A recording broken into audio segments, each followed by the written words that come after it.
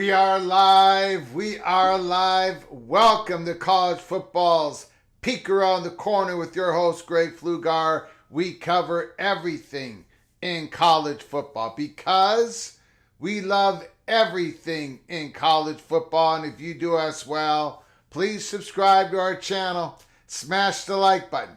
If you like our content, share the video with your family and your friends if you want to support this college football Rebel Outpost channel with a donation. Just hit the $ where you make a comment and I will get to you super chat as quick as I possibly can. Welcome everybody, one and all, even the evil badger. Even the evil badger, Jeff Olson, is welcome into the studio that was created by none other than the Gopher by the grace of God. Everybody's welcome on in. Don't be afraid to be a legend with your comments in the chat room and with your phone calls later in the show. Just giving you a little taste.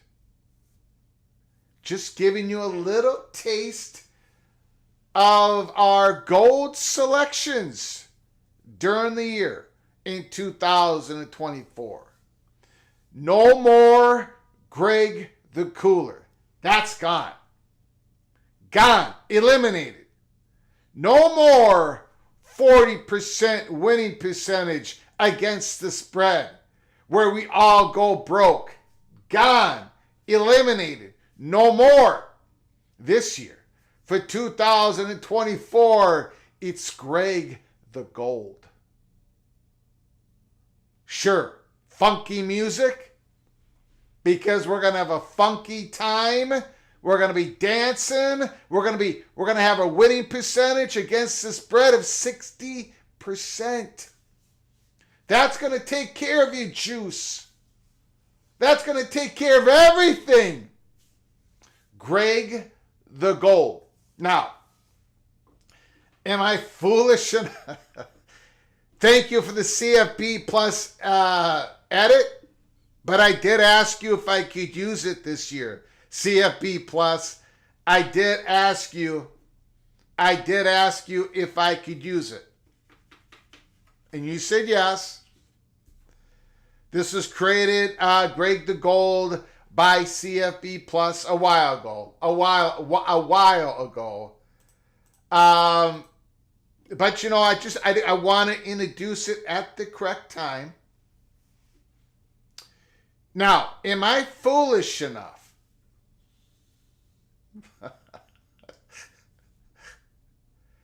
No, it's not the new intro. No, I'm not changing any of my intro.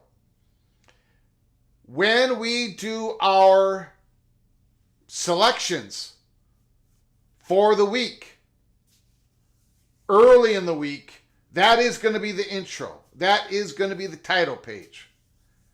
Greg the Gold Selections. I just wanted to let your juices flow a little bit today. There's been a lot of dramatic news. A lot of people throwing elbows. And we got more today. But I want to talk football.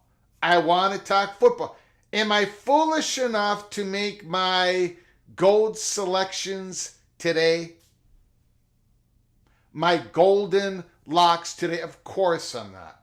I'm not even that stupid. That is something that Greg the Cooler would have done last year and the year before, but I have matured now. I'm going to keep my powder dry. I just want to talk.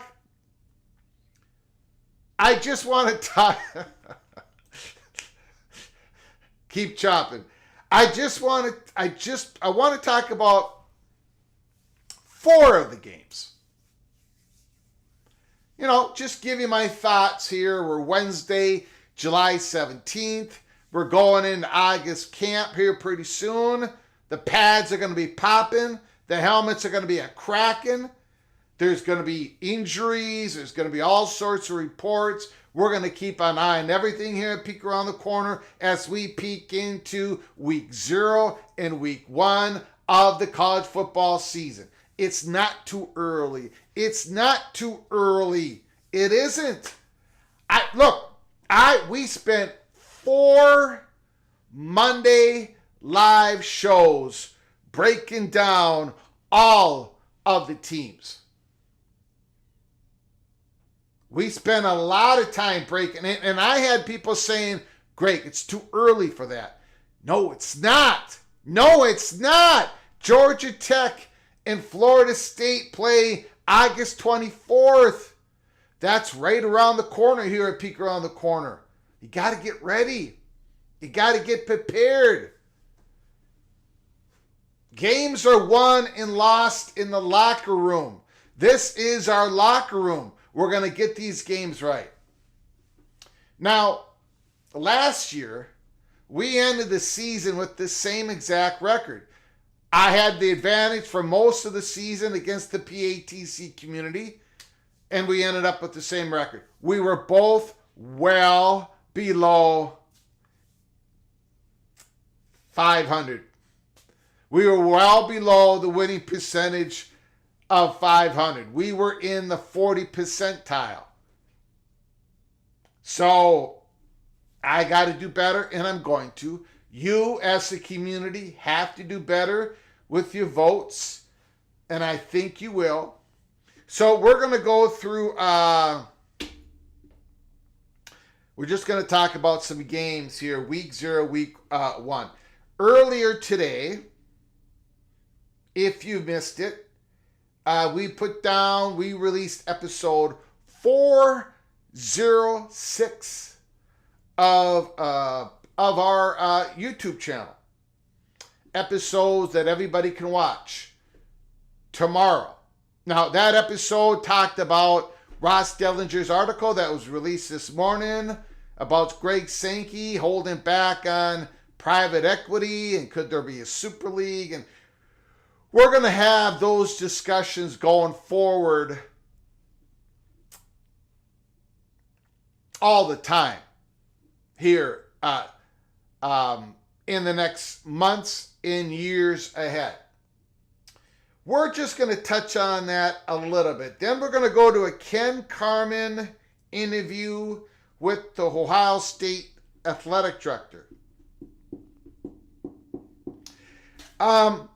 Whoops, I just spilled something here. Hold on. And it wasn't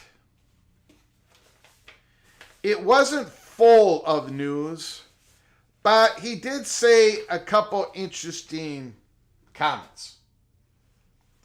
So I want to get into that. Then Dennis Dodd reports about the Power Four getting some new governance powers, and we're going to be talking a little bit about that. Then Greg the Gold selections.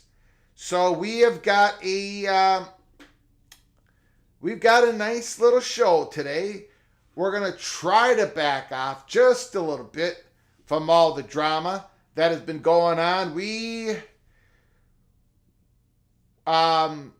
Just a couple things. One is on the drama of yesterday, and then I'm going to get off it. Unless you give me a call or a super chat, and then I'll talk about it. There's been Brett McMurphy had an interview yesterday during the SEC media days, and he basically told everybody,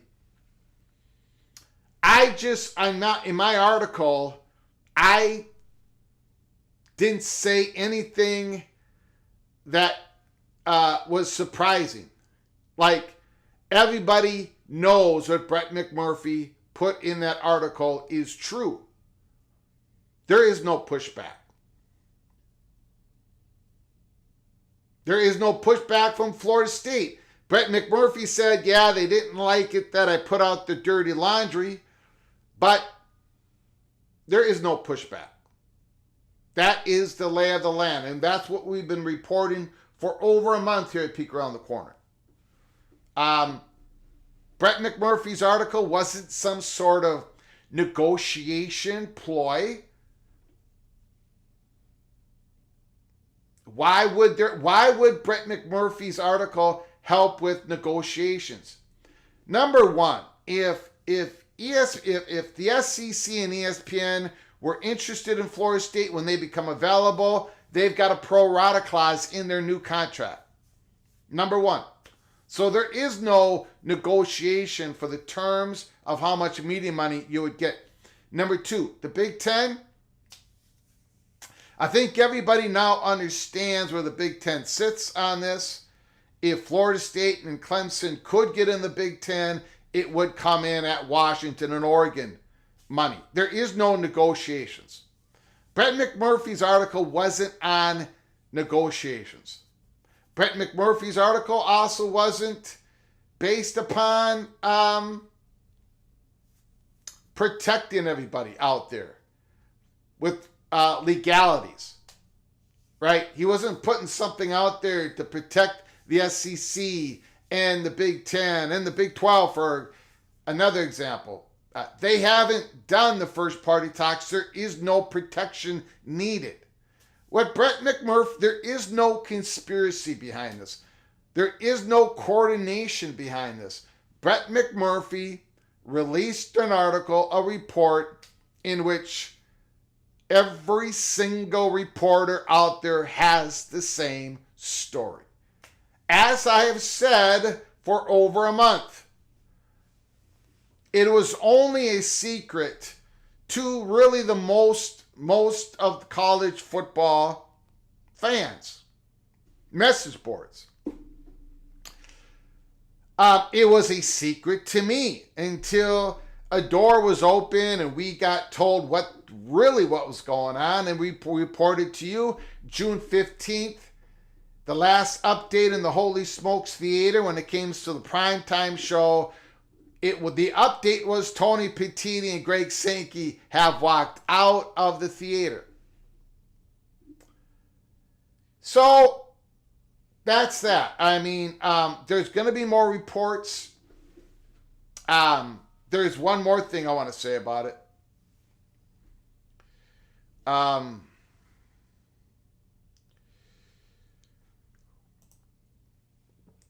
Anthony Carlson, have you played College Football 25 yet?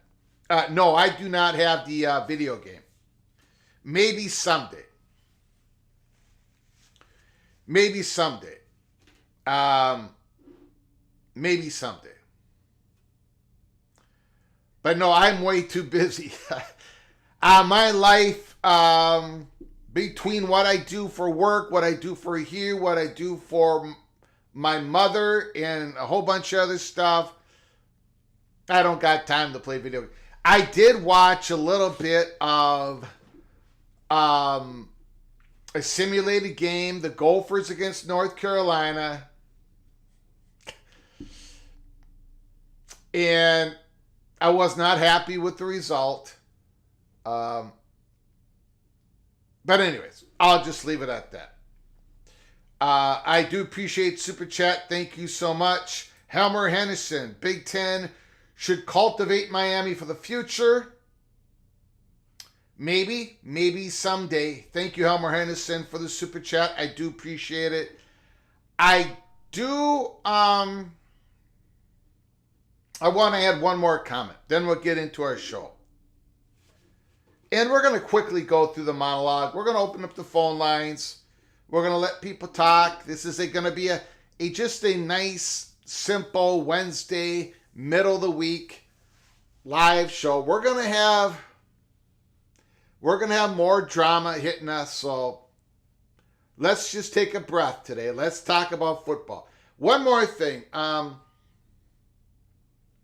People were a little bit confused with Brett McMurphy saying if the ACC stays intact, Florida State and Clemson are in a bad spot. But if the whole ACC implodes, then maybe they can get into the SEC and the Big Ten. This is my take on it. This is what I've been told by people. The chatter behind the curtain. If let's just pretend if Pickens County really goes pear-shaped for the ACC, if the judge makes a pretty quick ruling on the summary motion on the first cause of the complaint that Clemson has against the ACC, where there's a ruling that yes, when Clemson leaves the conference, they take their media rights. And of course, the ACC is going to appeal this. But what if that is the decision that is made in Pickens County? But what if this brings the ACC to the negotiation table?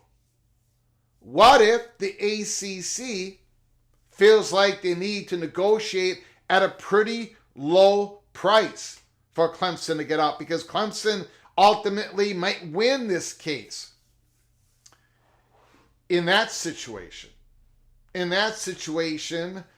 as Brett McMurphy has called it, there probably will be a Congo line going out of the ACC. And if that happens, then inventory is lost. A whole lot of inventory is gone. Suddenly, you're going to have ESPN, and then you're probably going to have a little bit of a feeding frenzy. And that will be advantageous to Florida State and Clemson more than if those two just got out of the conference by themselves. If it is at a high number, a high settlement number, which becomes prohibited for schools to leave the ACC to pay that out to go to the Big 12, for example. If it's just Florida State and Clemson that are out there alone with the big price tag, the settlement is a big price tag, then the ACC will probably most likely stay intact to keep inventory for ESPN, and suddenly, well, they may not have the ability to go to the Big Ten or the SEC. The Big Ten is just not, and I've talked about this for over a month, they just want everything to just relax, calm. They don't want any more stuff going. There's enough going on. They want this year to play out. There are schools in the Big Ten that are a little nervous about the future, like everybody. there is, and I talked about this in episode 406 today. Why would these Big Ten schools be all over expansion right now when if that school that they bring into the conference might take their spot in some sort of fractured Super League 5-6 years down the road? There's a lot of uncertainty. The student athletes may become employees here. They may have to. The Johnson versus NCAA case. There's just so much going on. So what McMurphy wrote in his article, everybody's got the same story. When they write it, when they go for it, when they talk about it, it's going to be different, slight versions of it, of course, from a different perspective, but they're all being told the same thing. And there is no, they're all being told the same thing. So, one other thing.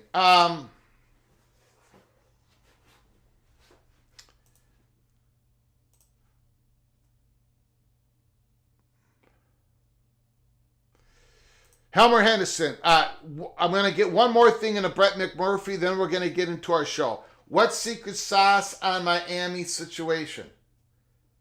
I don't know if there's a secret sauce. I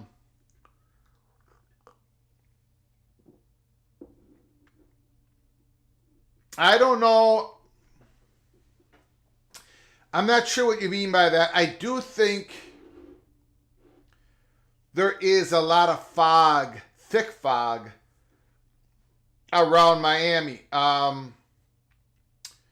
The Big 12 situation, I'm not ready to really even...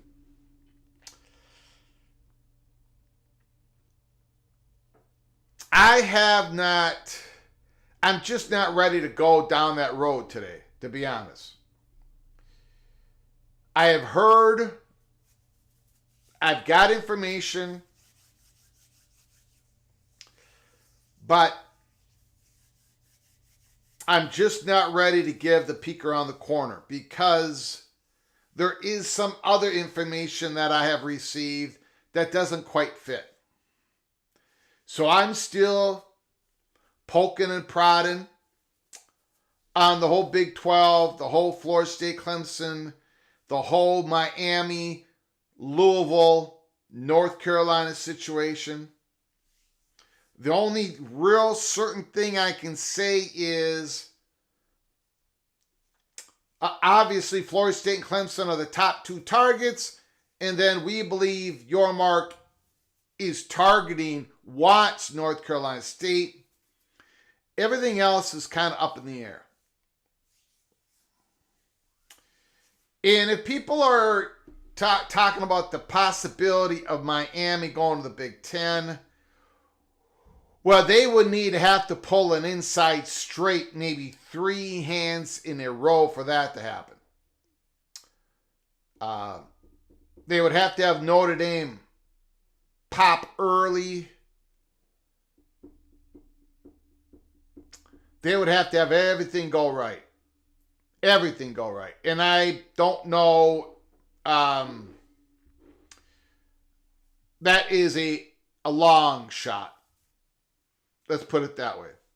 But there is a whole bunch of fog around this situation. And I want to get it to be more clear before I really talk about it on this show. Iowa will regain their honor versus Minnesota. Now that is a definite no.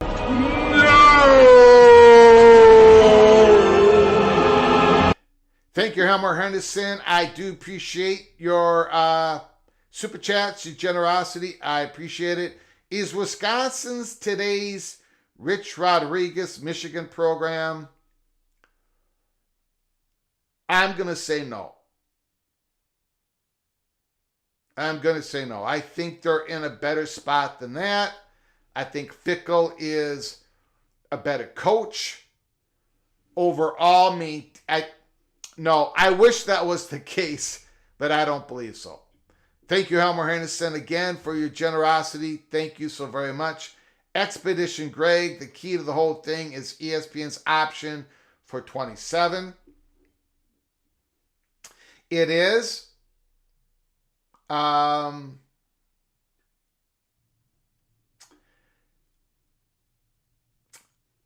know, I still don't know why they wouldn't pick it up, but I don't know why they haven't said they're picking it up yet. I have no good explanation for that. So yes, that is definitely something that we're all going to be watching for, and we've got a date, a deadline, or at least a current deadline on that decision, which is good, which is great. Would Oregon State and Washington State, thank you for the super chat, Expedition Greg. Thank you so much for your generosity. Would Oregon State, Washington State be the most likely picks if it's just Florida State and Clemson out the door? Stanford and Cal are on an island.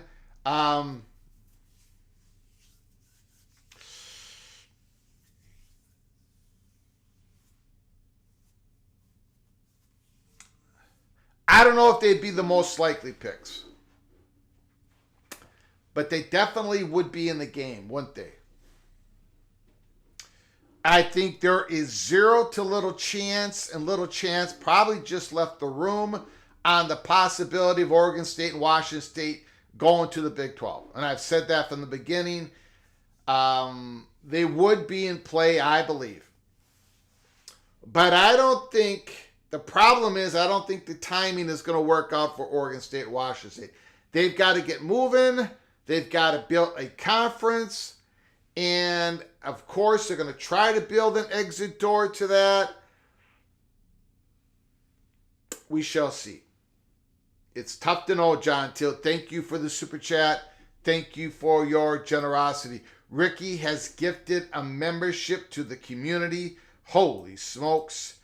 Thank you, Ricky. I do appreciate it. Let's check out who received your gift membership. It is,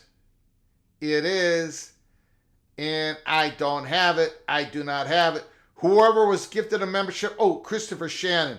Christopher, please say thank you to Rick. And both of you are hereby knighted, cloak and dagger. And there will be almost, most definitely early Pete Cloak and Dagger episode dropping tomorrow morning. And it will have to do with the Holy Smokes Theater. It's going to be a Holy Smokes Theater early Cloak and Dagger episode for members only. And then we're going to be talking about it live later in the day. So if you want to become a member, go to the description box. There's a link. Hit the link, hit the join button, and become a member of, become an early Pete Cloak and Dagger member. I did understand you, John. Washington and Oregon State would be in play. I don't know if they'd be most likely for the ACC. I just had it in the Big 12 part. I did understand. I think they would be in play. I don't know if the timing's going to work out for them. I don't know if they're going to be able to build a exit hatch. Because they got to get going right now. We've had the matinee special, Pack 2 and Friends. There is some smoke. There is some smoke to the fact that those 6 Mountain West schools that are on the stage, that the valuations, the money might not be good enough, for them to disassociate themselves from 6 other members of the Mountain West Conference to do this 8-member conference with Washington State and Oregon State. it might not be their worthwhile. It might not be worth the pain. It might not be worth cutting off relationships. So, in tomorrow's early Pete Cloak and Dagger episode, there might be some dramatic changes to the matinee, Pack 2 and Friends. So stay tuned. Thank you, John Teal, once again for your super chat. Marcus Williams and Bobby Hansen. Bobby Hansen gifted a membership by Marcus Williams. Thank you so kindly, Mr. Williams, for your kindness, for your generosity. Once again, holy smokes. Marcus Williams, Bobby Hansen, you are hereby knighted Cloak and Dagger. Thank you very much. Thank you very much. You might want to check out the early Pete Cloak and Dagger episode dropping early tomorrow morning. One other thing, before we get to our show, I keep saying one more thing. I've seen a few comments about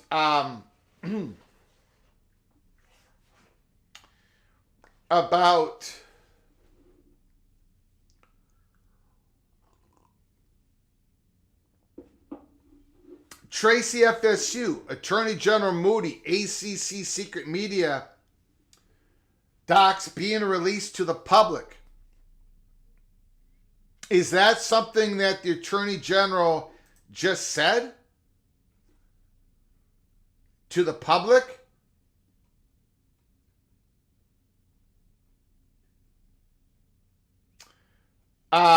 Is that just breaking news?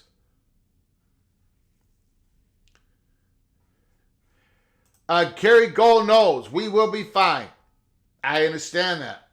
And I've also been saying that. But I also been told for the last 5 weeks not to say that what I was saying, I shouldn't say it. But you know what? It was accurate. Do you want the truth? Do you want accuracy? Because that's what I'm trying to do. I've had people tell me for 5 weeks, stop, Greg, stop. Why? Greg, you're ruining your credibility. Am I? Look, this is college football peek around the corner. We're going to put it out there. And we're going to continue to follow every story possible here at College Football Peek Around the Corner. And we're going to be as accurate and as early to give you the peek as possible. Now you say you don't care anymore. Well, a lot of people over the last 5 weeks didn't want to hear it then either. I know Florida State's going to be fine. Water rises to its own level. And Florida State is a great brand. So they will get there. Breaking news. I might not get to my show.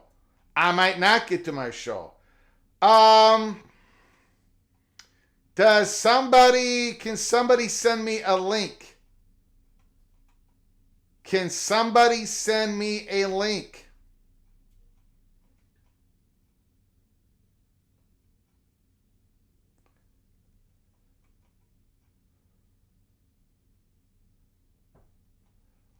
Because I'm not seeing it. Somebody please send me a link. That is pretty big news.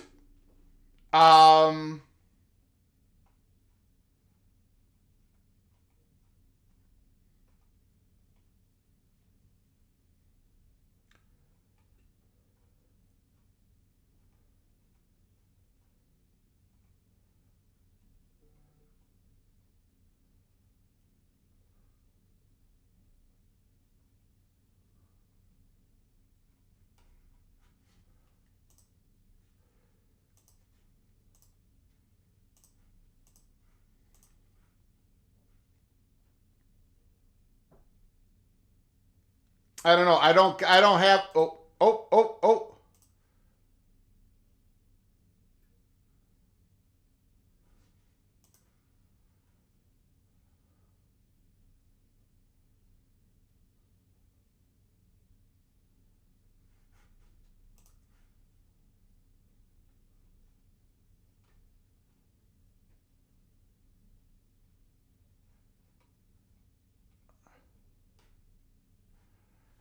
Um,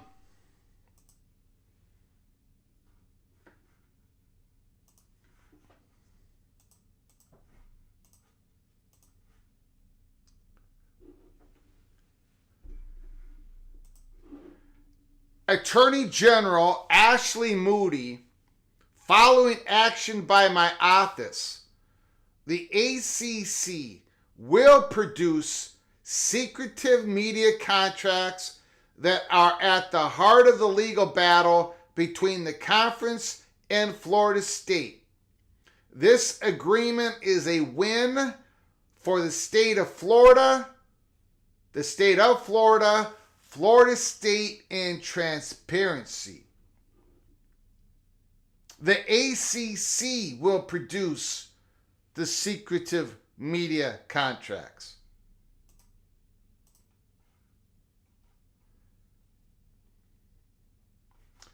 Let me pop this up.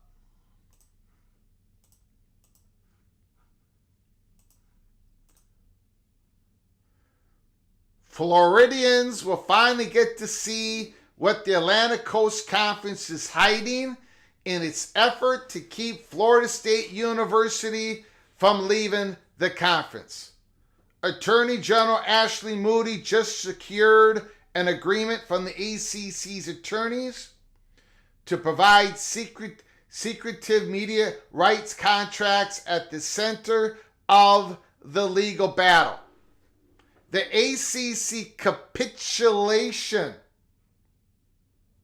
follows legal action from Attorney General Moody demanding the conference make the contracts public in accordance with the Florida Public Records Act. The contracts are at the heart of the legal wrangling between Florida State and the ACC over the school's effort to lead the conference and any fines or penalties associated with the departure. Attorney General Ashley Moody, our office legal action has resulted in an agreement from the ACC to produce secret media contracts that are at the heart of the legal wrangling between Florida State and the ACC. The conference refused to provide media contracts that detail the impact to Florida State if it departs the conference. But now they are rightfully handing over these public records. We will continue to fight for transparency.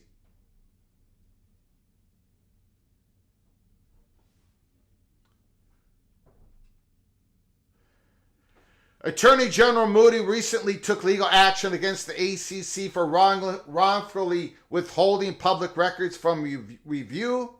Under secret media rights contracts located somewhere in North Carolina headquarters, the ACC made claims that could cost Florida State more than $500 million and previously refused to provide that documents for review, requiring representatives from the public university to travel hundreds of miles to physically access the documents with a chaperone, wasting Florida State's time and costing thousands of dollars for public monies and unnecessary travel expenses. Now, in response to Attorney General Moody's action, the ACC has notified the state of Florida that the following documents will be produced in accordance with the Florida Public Records Act. The 2010 ACC Multimedia Agreement, the 2012 Amendment and Extension Agreement, the 2014 Second Amendment to Multimedia Agreement, 2016 Amended and Restated ACC ESPN Multimedia Agreement, which is the big one, the ACC ESPN Network Agreement, 2016, and Letter Amendment to Amended and Restated Multimedia Agreement, August 10th, 2021. Under the parties' agreement, the ACC agreed to produce all the agreements to the Florida Attorney General Office no later than August 1st. So,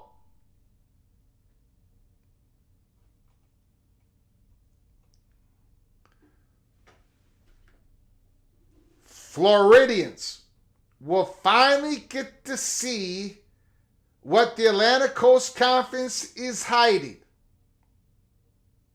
in its effort to keep the Florida State University from leaving the conference.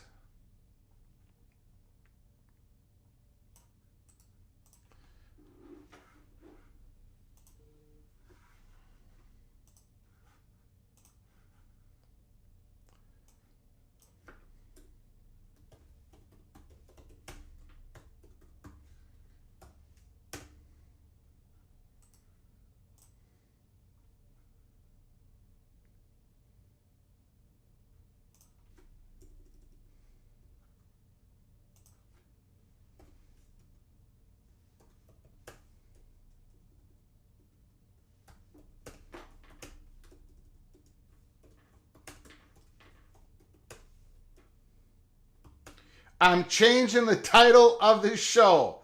Breaking news. ACC capitulation. ACC has agreed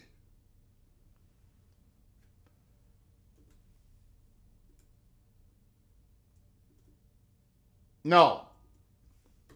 Floridians will be able, give me a second, guys, to see 2016 media rights agreement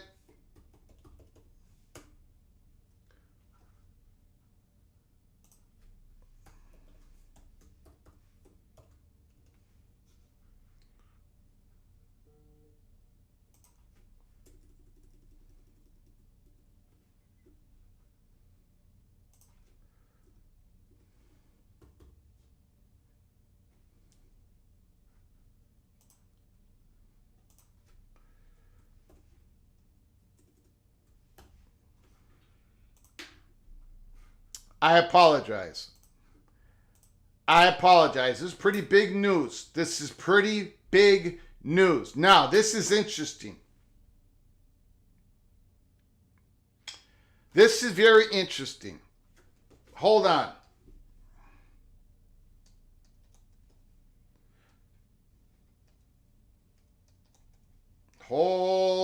I haven't. Hold on. We go where the story goes.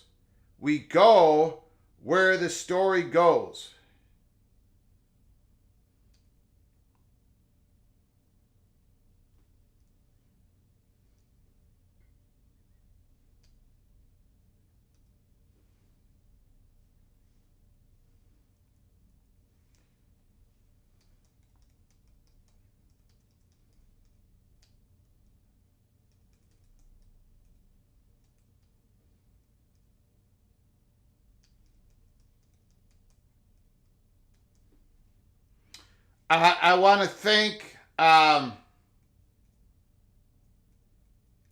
thank Tracy FSU and others, Carrie Go Knowles, for letting me know.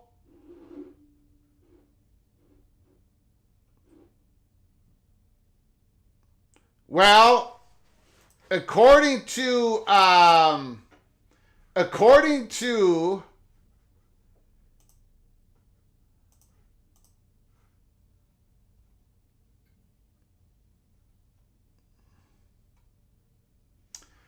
look, can I pop this up any higher? Okay. According to Floridians will finally get to see what the Atlantic Coast Conference is hiding in its effort to keep Florida State University from leaving the conference. Now, we know that Moody had an agreement with the ACC attorneys to giving her the documents.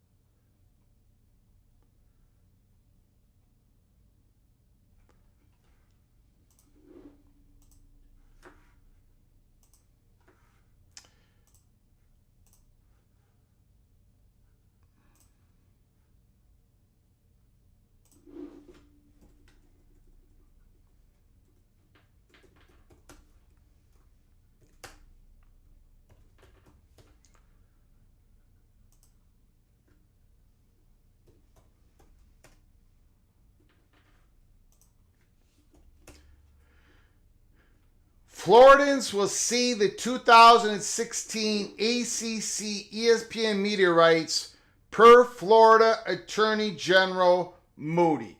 Okay, so that's how I'm labeling it. We do not, there is, why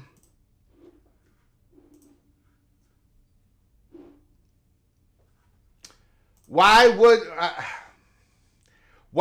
Greg DeCoula be back now?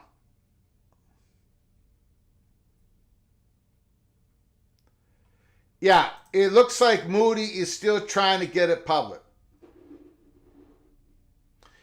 Carrie, I think you're having I think you're misunderstanding something here. I think you are like, what we reported in the last 5 weeks was dead on accurate.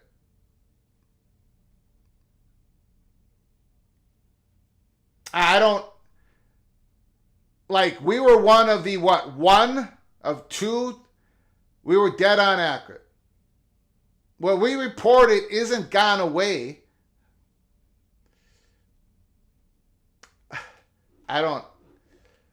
It could be a game changer in the courts.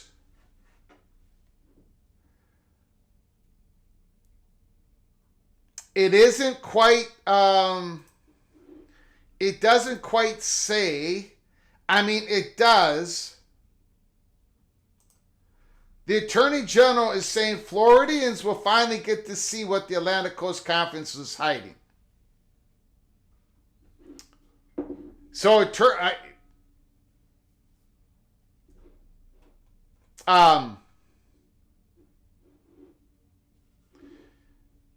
now, in response to Attorney General's Moody action, the ACC has notified the state of Florida that the following documents will be produced in accordance with the Florida Public Records Act. Well, in accordance with the Florida Public Records Act. So this is according to Attorney General Moody's, what she believes, what she is saying, this is going to be coming out in public for the Floridians, to everybody to see. Am I reading that wrong? Now, in response to Attorney General Moody's action, the ACC has notified the state of Florida that the following documents will be produced in accordance with the Florida Public Records Act. The ACC has notified the state of Florida. They made an agreement. So this is capitulation. Is it not?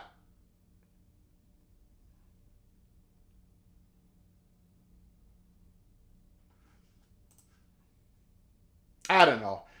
Look, I'm not a lawyer. I'm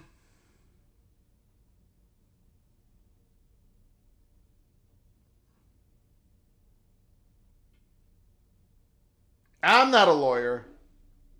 I was 12 credits away from pre-law, but they would have never let me in. So, okay. Marcus Williams, thank you for the super chat. And if what Clemson claims is in the contract, then this is a game changer and the end game. We all get to read it for ourselves. Not only that, which is huge,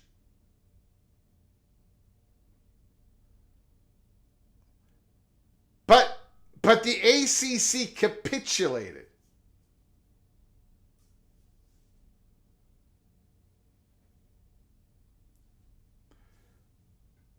Which could mean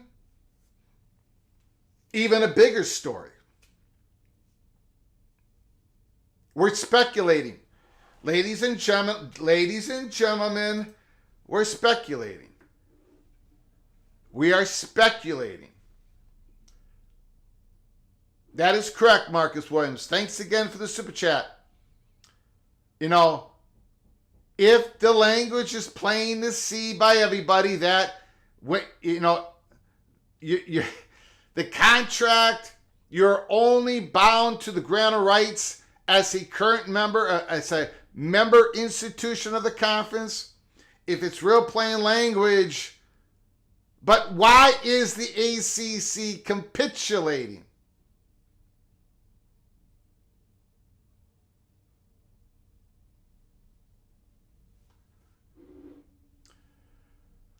What am I missing? Florida Public Records Act does not allow trade secrets to be pushed publicly. Okay?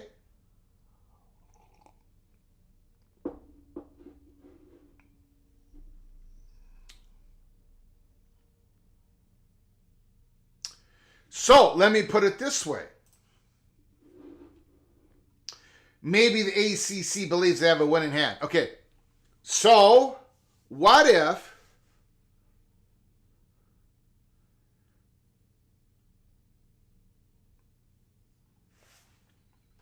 Rock and Rant, the ACC is not going to agree to something without getting something, or else they might as well just risk letting the judge expose it all. So, let's go back to the statement again.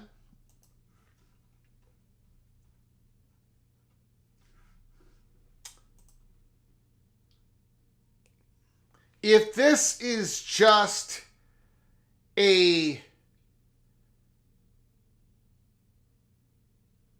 rewrite, so to speak, if the Attorney General Moody is just rewriting this, because it was already ruled that they were going to get the documents, right? So is this just like her?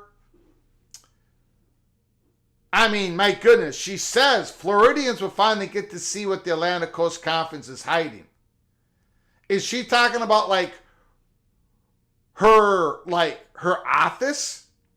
Floridians in her office?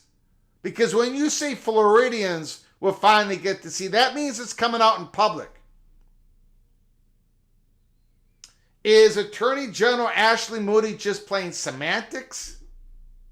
Is she just trying to fluff this up to look like the ACC capitulation follows legal action? I don't know, guys. I'm going to open up the phone lines. I'm going to have you guys let me know what you think.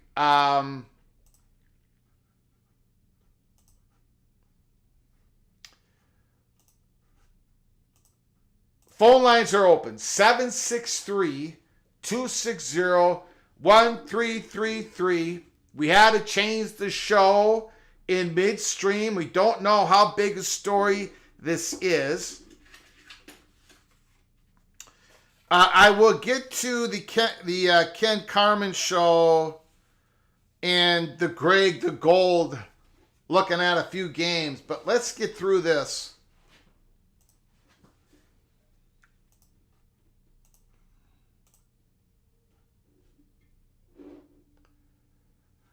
Maybe they are getting them fully redacted, unredacted, but agree to not push them publicly.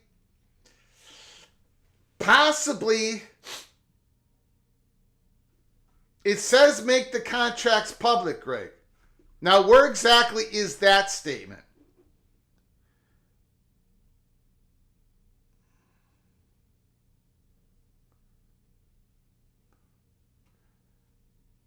I don't exactly see that statement.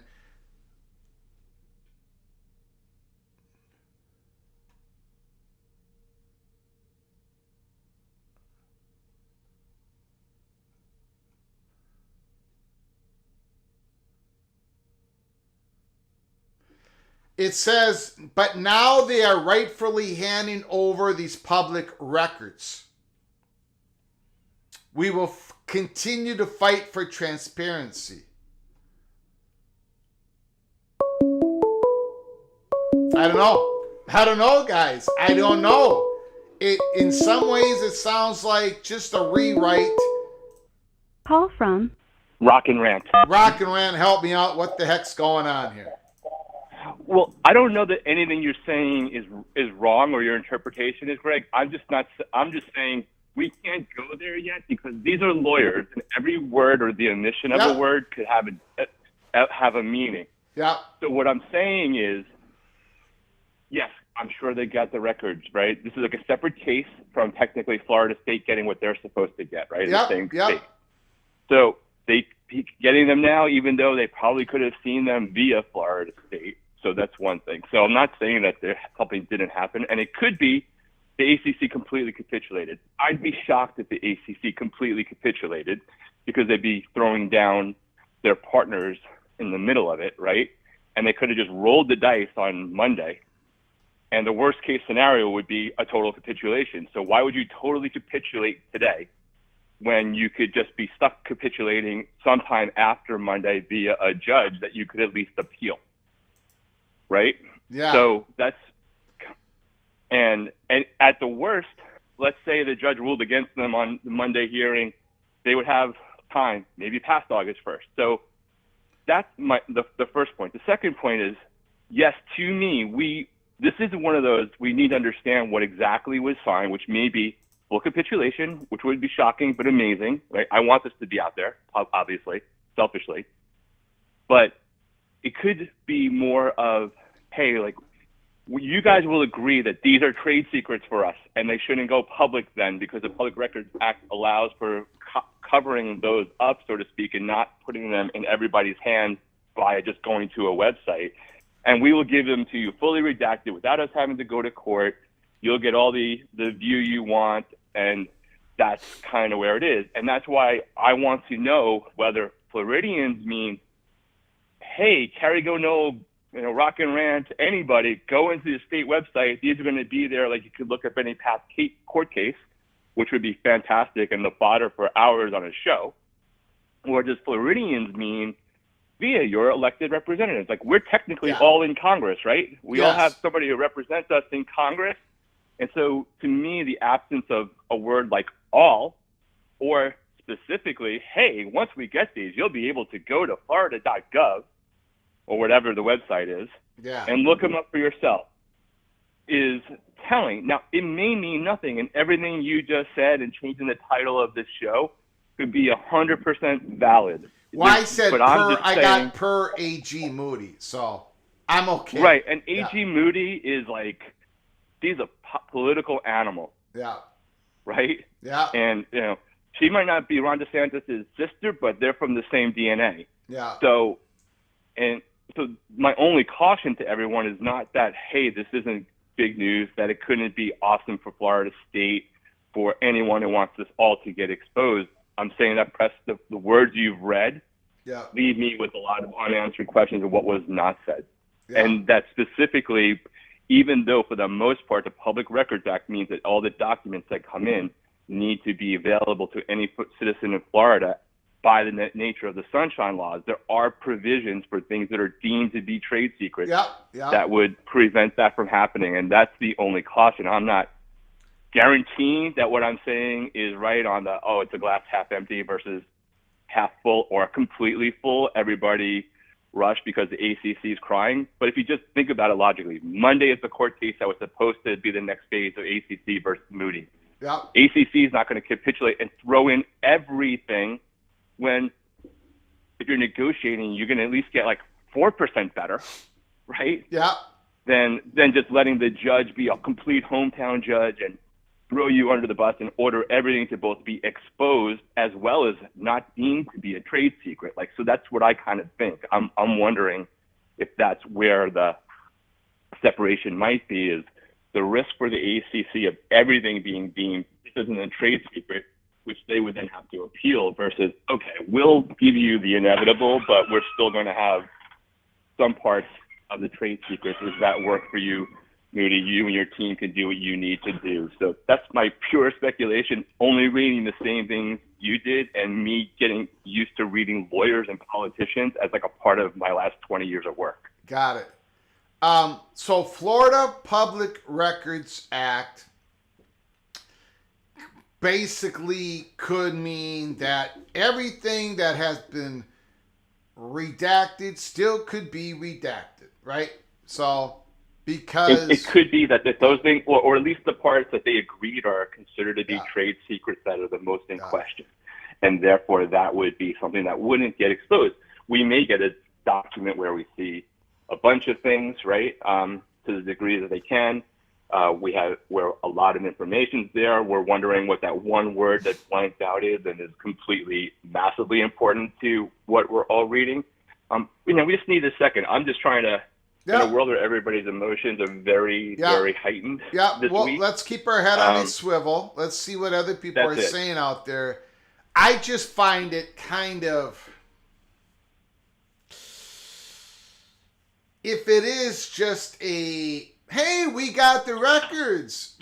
Like they were going to get the records, right? They were going to get these documents. Yeah, it's also the day after the entire Florida State community lost their mind or dug their heels in. But it's like this is, if this is a rehab, if this is just stating the obvious, and the Attorney General started it out by saying Floridians will finally get to see what the Atlantic Coast Conference is hiding, and the Floridians means her office, her elected officials.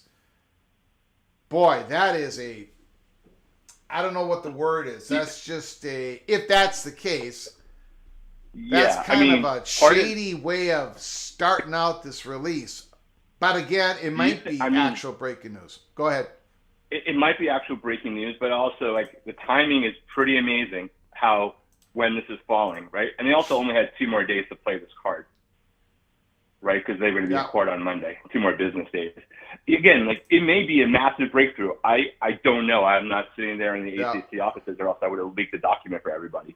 But I just want to know what isn't said there, and what specifically people that like us, and reporters who can dive into it, and even more so the people who are actually lawyers in this world can dive into it. There still might be, even if things are redacted as trade secrets, there might be a couple of things that were decided are not trade secrets. Like maybe the part of the conversation about like exiting, the whole Clemson argument becomes clearer for people to read that isn't deemed a trade secret because of the interpretation of leaving, right? Yeah. And that might be enough for us all to go, wow, Clemson's case, which we thought was strong, is clearly strong because it's the first time we get to look at it. So there's a number of different ways we can go. So I'm definitely not out here trying to rain on the excitement or the parade. I'm just saying, me personally, I want to read more and find out what the definition of Floridians is versus if they said all Floridians go to August 2nd after we get the documents, they'll be posted up online. Like you go and do the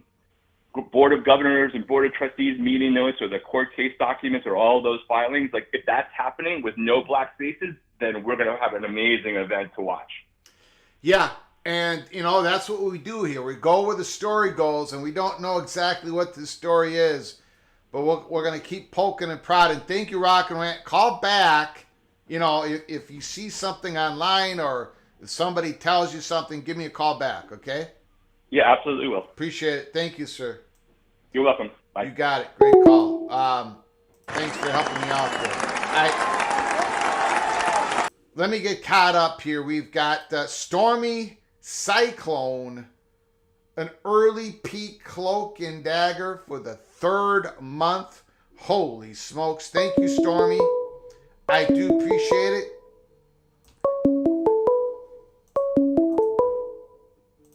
Call from Rick. Rick, can you hold on a second? I just got to get caught up here. Sure can, I buddy. appreciate you calling me. I'm just kind of... Stormy Cyclone, thank you so much. You are here by Knighted Early Peak Cloak and Dagger. Thank you so much, Stormy, for your generosity. 3rd month as an early peak Cloak and Dagger. Holy smokes. Super chat. Carrie knows it plainly says make it public. What paragraph does it say? I'm trying to look at the word. I'm trying to find the word public, and I couldn't do it. It probably staring right in me in the face, but I can't see it. Thank you, Carrie, for the super chat. Let me know what paragraph, and you don't have, put it in the chat room. I'm trying to find where it says to make it public.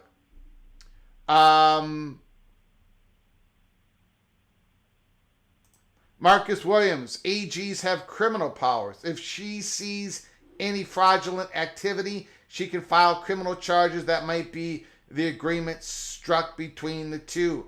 Thank you, Marcus Williams, for the super chat. I don't know. I mean, did she file criminal charges? I mean, she didn't. Is she blackmail? I don't know. There's going to be a lot of unconfirmed reports out there, Marcus Williams, but you're speculating. You could be correct.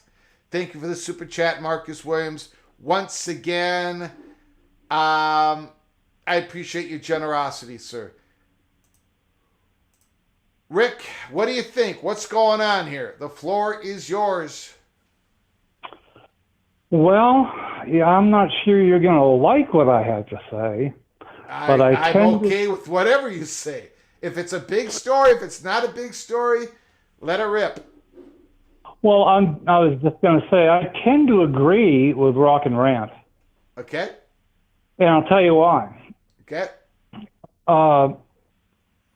We need to remember that ESPN has also filed a lawsuit. So when the ACC capitulates, they're only capitulating to what they were sued for, right? Yep. And ESPN has received a ruling from the courts that their trade secrets are protected. Is that right? Yeah. So it's not up to the ACC to release trade secrets. It's up to ESPN to release the portion dealing with the trade secrets. Does that make sense? Yes. Okay, that's really was my point. And let's let some other people get on the line. Yeah. Look at the fourth line in the first paragraph. Fourth line. Okay, hold on. Yeah, okay, Rick, I appreciate the call. I'm going to let you go. I guess my point being was that the ACC can only do what the ACC can do. Yep. And ESPN is a player in this matter. Yes. And the ACC isn't going to burn ESPN just because the Florida State Attorney General wants them to. And I'm sure she does. Yeah. Okay. Talk to you later. Appreciate it.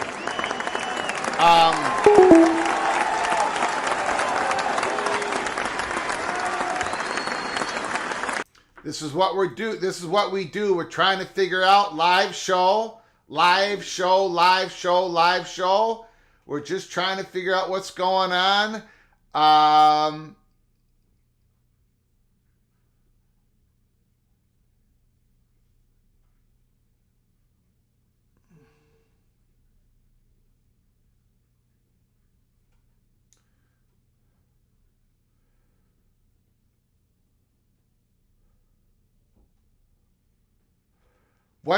Who now?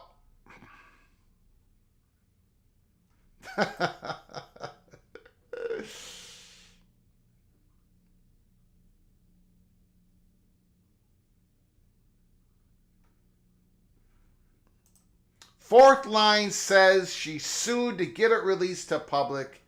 ACC has agreed to release it to her, not public.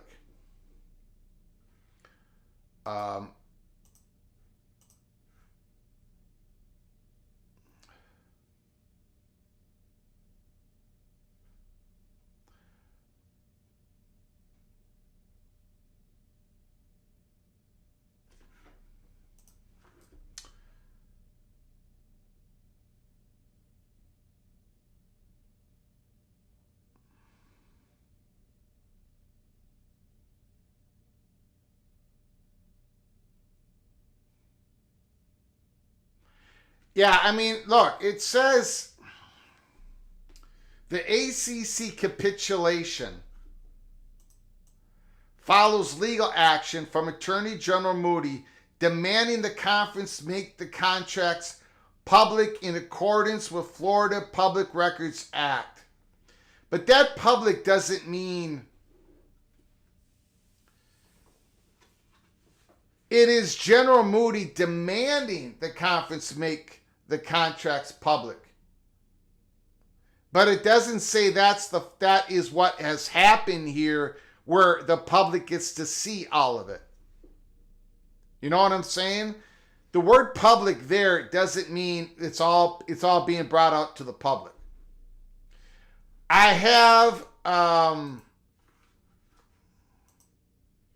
the title of the show now is Floridians Will See the 2016 ACC ESPN Media Rights per Florida Attorney General Moody, Trade Secrets Redacted.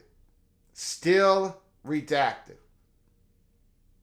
Unless I am swayed to go the other way, once again, I think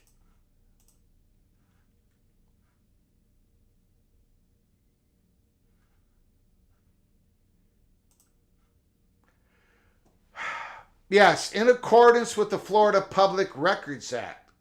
But does that mean everything is released unredacted?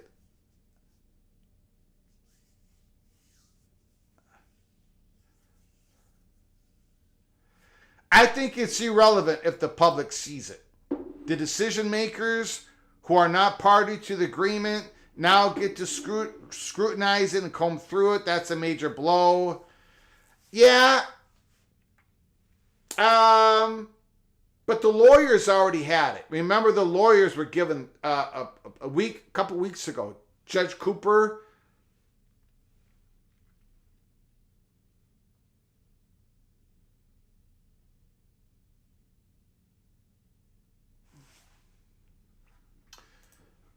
Florida has a special Florida law that everything has to be public. I forgot what it's called. Except for there are exceptions to that. That's the thing.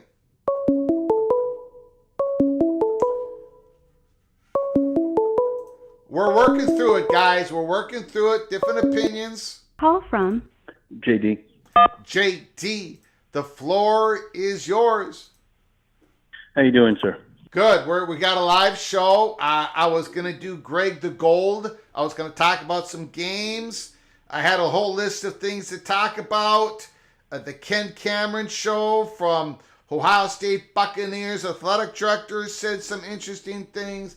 But then we got breaking news, and I don't know how big a news it is. We're trying to work through it. What do you think? Do you know about it? What's going on, sir? I saw a couple of people were commenting on it, and one of them raised a really good point. The difference between the civil court and what's going to happen on Monday is all these conference members or network representatives would be there in front of the judge under oath in a proceeding with the state. There's more liability for them. So, not saying this is preemptively trying to keep them from being under oath on the questioning, but it could be a compromise so that they don't have to be. Okay. So that may not be an issue, but it was a valid point. And so just thought I'd throw that out there. This is going to be the shortest phone call I've probably ever made because I am slammed at work. I appreciate it. We're just trying to... we're just trying to figure out, just the way the Attorney General worded it at the very beginning of this release, where she says, Floridians will finally get to see what the Atlantic Coast Conference is hiding. Well, Floridians as in elected officials or Floridians as in the public? When you first read that, you're thinking, oh, the public. But I don't know. The way she's worded it, the Attorney General, it looks like she's saying the public is going to finally get to see it. But I'm not quite sure on that. Well, that'll become clearer throughout the day or in the coming days. But Yep. regardless, she's going to get to see it, Yep. and that's what she's concerned about.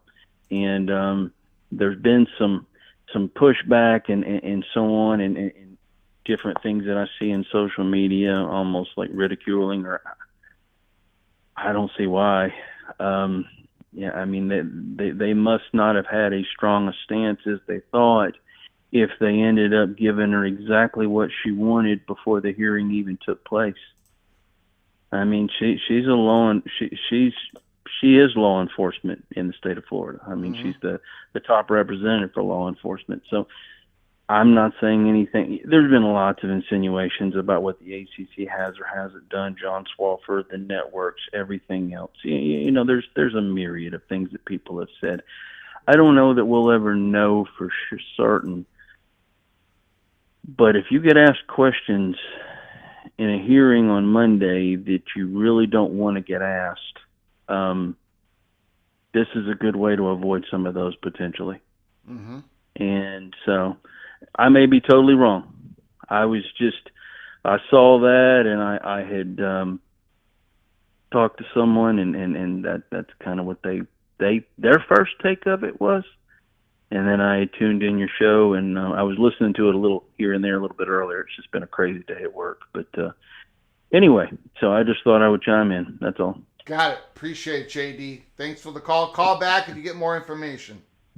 All right, sure. Thank you. You got it.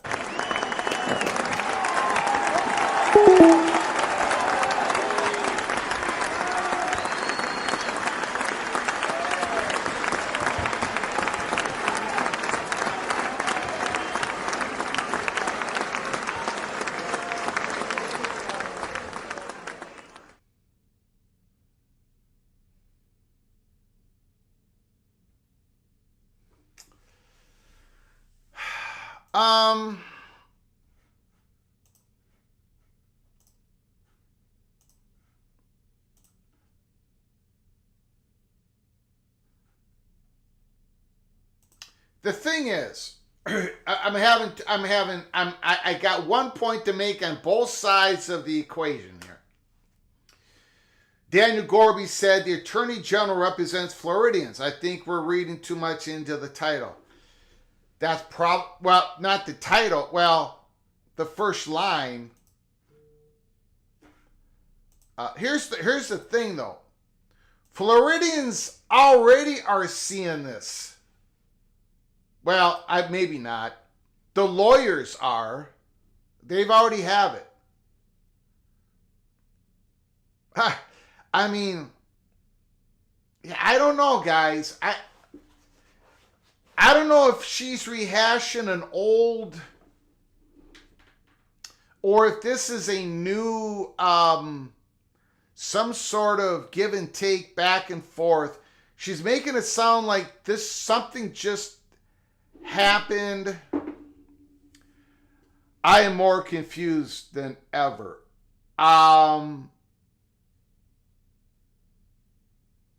Maybe not confused. Confused may not be the right word.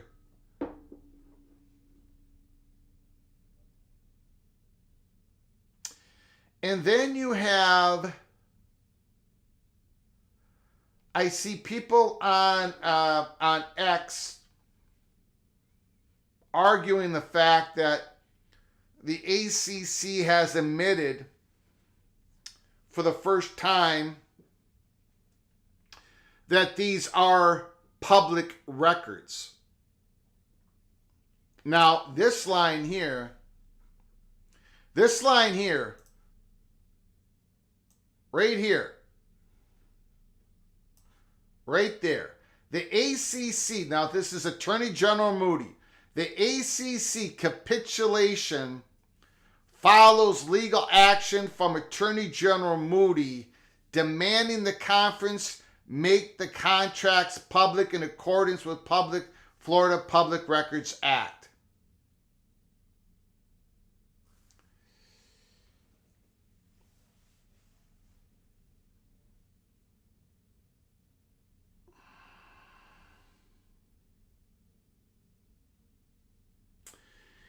So it's ACC capitulation, but what have they capitulated on?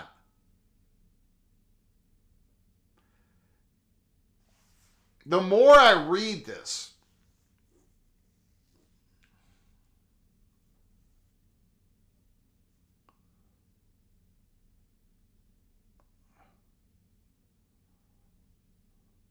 the ACC has provided the Attorney General Moody just secured. That means they just secured an agreement from the ACC's attorneys to provide secretive media rights contracts at the center of the legal battle. I think it's impossible to understand what is going on here. It's either she has these records just like the lawyers do. If that is the same level of transparency, where Attorney General Moody has the documents just the same way the lawyers have the document, well, that's good. That's great. That's what the Attorney General Moody wanted. But she wrote it in a way that, if that is the case, she wrote this in a way that made it seem like it's, I don't know.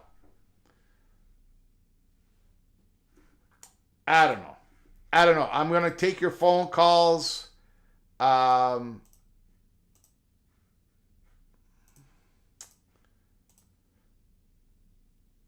CFB. Yeah, I do know about the hearing in Tallahassee. Thank you, Steve.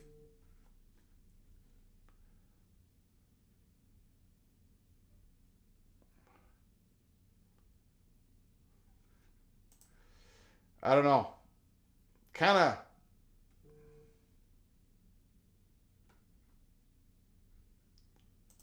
Something just happened, but I don't know if it's going to get publicly shared. Yeah. Greg, when Florida State gets the documents, Judge Cooper barred them from sharing it. Okay. And I understand that. This may be a case where the Attorney General gets exactly what the Florida lawyers got it. And that's a good thing. She does represent Floridians, no question about it. If that is what it is, that's good. I'm just saying it was kind of written in a way that it kind of shined it up a little bit.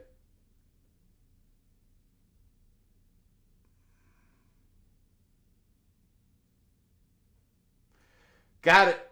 I understand that. Jesse Garrett, Cooper said his ruling in no way has anything to do with the AG case. Woody says she's had the documents for a few weeks.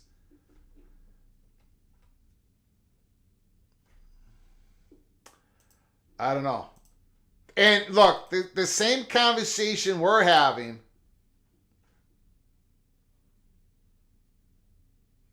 everybody else is having. Andy Staples.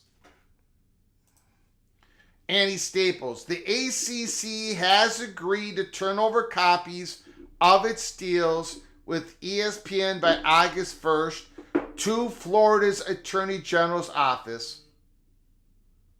The AG will release them to the public. Trade secrets can be redacted. Can be redacted or will be redacted.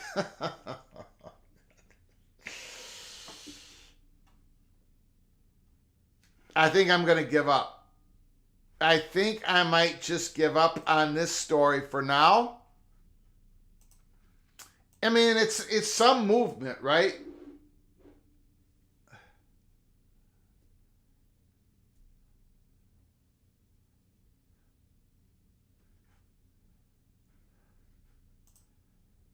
King explained that docs can now be made public with a request, except for the trade secrets info. I tell you what I'm going to do. I am going to kind of just jump off this story. I think there is some consensus that the Attorney General, Moody, has secured, will receive the documents before August 1st, whatever. Maybe she's just got them. I don't know. At this point, I don't care. She's going to get the documents unredacted, but the public is not going to quite see them yet, if they're ever going to see them. I think that's where we're at. If it's different, we will change. Okay, let me get to the Ken Carman show. The Ken Carman show. They interviewed Ohio State Athletic Director Ross Bjork, the new athletic director. He's been there since January, but for the first 4 months, the previous athletic director, Mr. Gene Smith, was showing him the ropes. Ross Bjork came from Texas A&M, the athletic director of Texas A&M. He's the new athletic director of Ohio State. He was asked some pointed questions about the future of the Big Ten, about the future of college sports. Ross Bjork went and started off by saying he's been quite stuck on the EA Sports 25 game with his son, spending a lot of time on that. He's got still a lot to learn on his new job. Ohio State has over 1,100 athletes. He says there's a lot going on. This is a new era in college sports. The uncertainty of it all reminds Ross Bjork, the athletic director of Ohio State, it reminds him of the COVID era, when you didn't know what was going on from day to day, week to week, month from month. He believes it's very important. Ask the athletic director. Ask the athletic director of Ohio State to stay informed. Keep connected. Keep up with what's going on in the Big 12, in the ACC, in the SEC. He's got contacts in all those conferences. He wants to keep up. We have to have communication. We have to have transparency. For example, Ohio State may need to have their football stadium go through the naming rights process, which would shock traditional Buckeyes out there. But it might happen. He says it might happen, and this communication must be out in the public. It must be transparent. Ross Bjork believes we are in a period of calmness. That's what he said. In the next 3 to 5 years, it's going to be calm in the Big Ten because of the meteorite contract. He doesn't believe expansion is going to be happening in the Big Ten for at least another 3 to 5 years. That is the indication he gave in the interview. But after 3 to 5 years, so the next 3 years, he doesn't believe it. After the next 3, 4, 5 years, Ross Bjork says there is going to be more movement.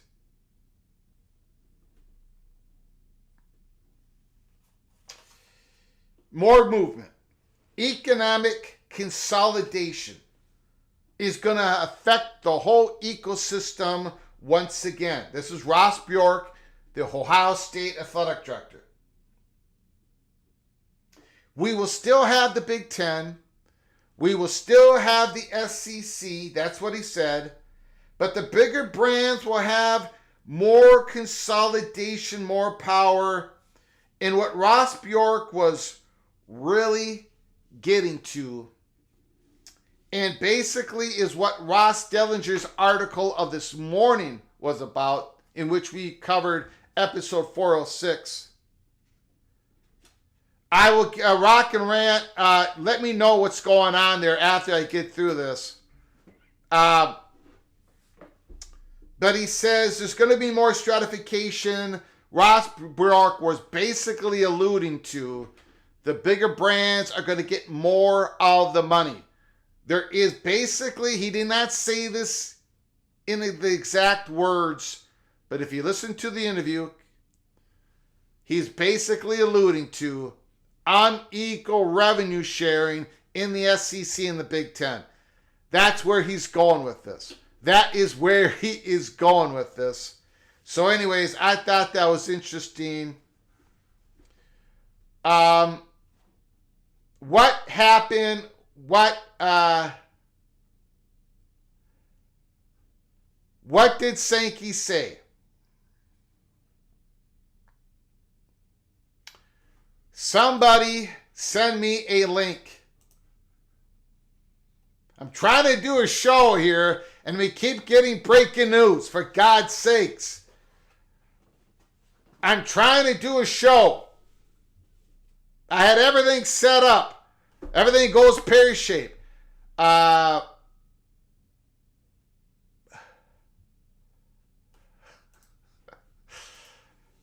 College football is going to put me in my grave. What is going on?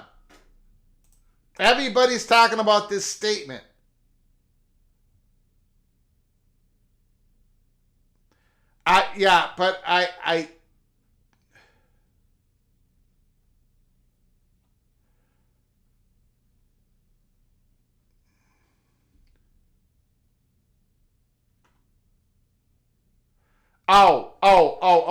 Okay.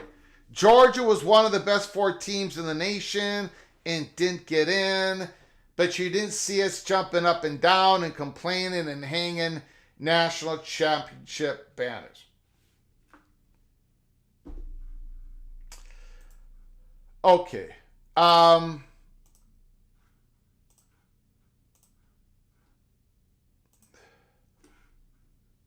Thank you, Rock and Rant.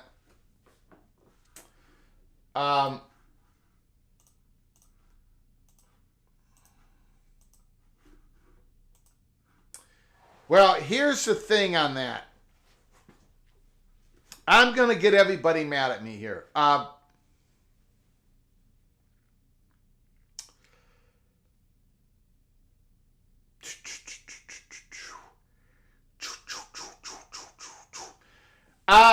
Number one.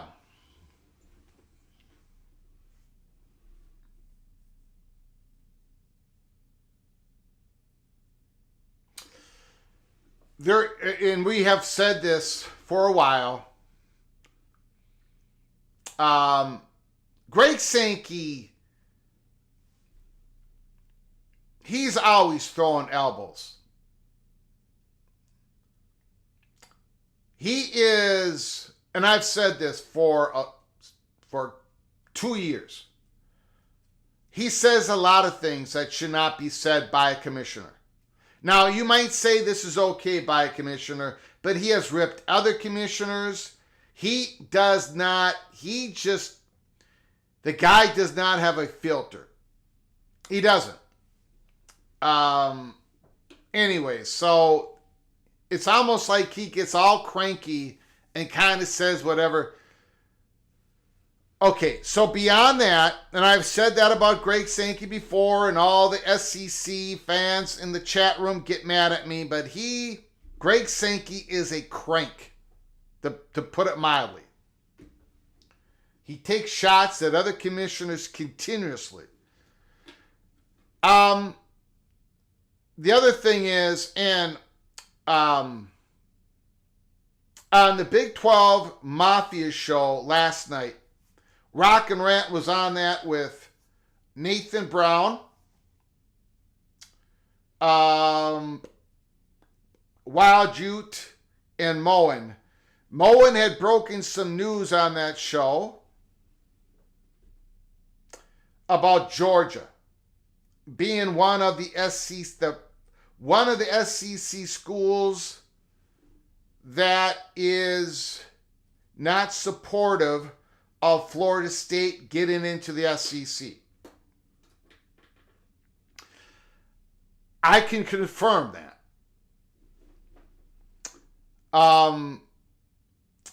Now, in Brett McMurphy's article, he said there's 3 SEC universities,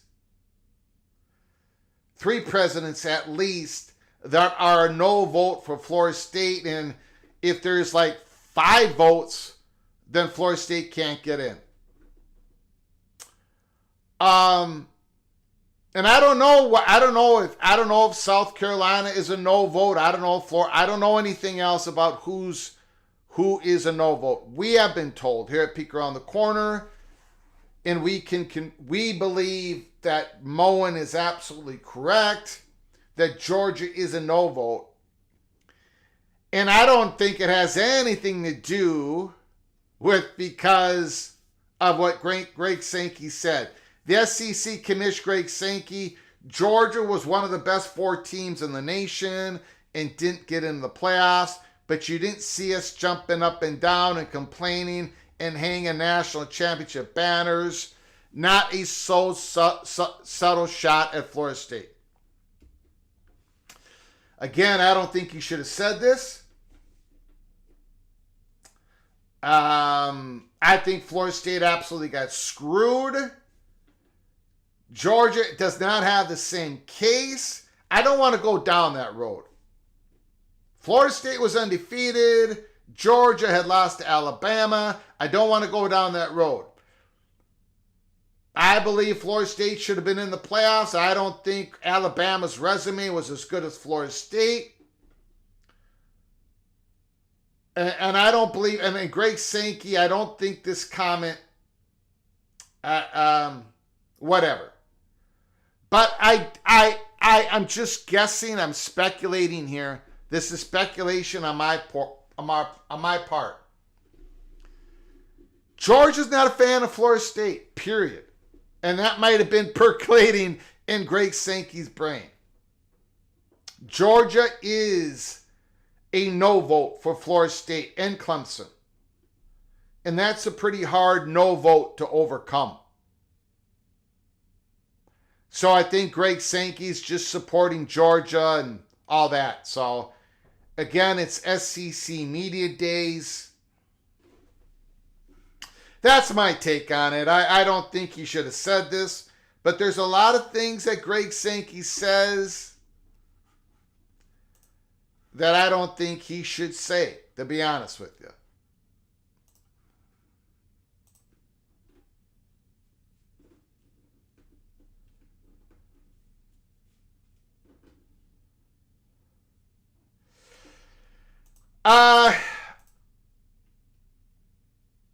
Now, Josh Pate went on to say that his, the glass, the moving water in the glass, the leaks, the teases that he put out, this was it. This was the story. What Brett McMurphy reported on. Josh Pate, if you watched him talk yesterday, he sounded like one of my live shows of the last 5 weeks. In fact, I tweeted him and I said, "You sound like the fat guy from Minnesota, except for you said a lot better than I. You articulated better. You're more precise in your statements. And you look like you're in a little bit better shape than I am." And Josh Pate returned the volley and said, "Nah, it's probably just the microphone and the lighting." So I appreciate him saying that may be the reason. Josh Pate has heard what everybody else has heard. And what I said over the last 5 weeks, the chatter behind the curtain, that was it. Josh Pate, someone told Josh Pate, senior person in the Big Ten, Florida State's not getting into the Big Ten. There's a lot of people in the SEC that are saying the exact same thing. And that's why we've had to say what we've had to say. Now, is there an opportunity for Florida State to get in there? Sure, but it's going to take a lot of work. I think Florida State's going to have some other options. I think they're going to get paid because they are of great value. I just don't think it's going to go the way that a lot of Seminole fans thought at the beginning of this process. And it definitely is the situation where there has been no offer, no deal, no handshake, no wink wink. I don't believe, I know this, that AAU is not a requirement. It's not. There are expansion candidates on the list. There have been throughout the decades that are not AAU. You got to be an emerging research university, but you don't necessarily have to be AAU. But anyways, it doesn't matter because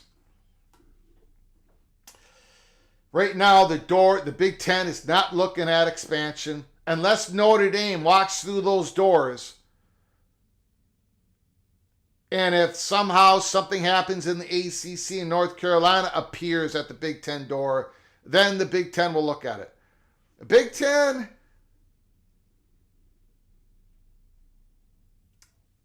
the Big Ten has issues. They just want to get through this year. They just want to see how it works.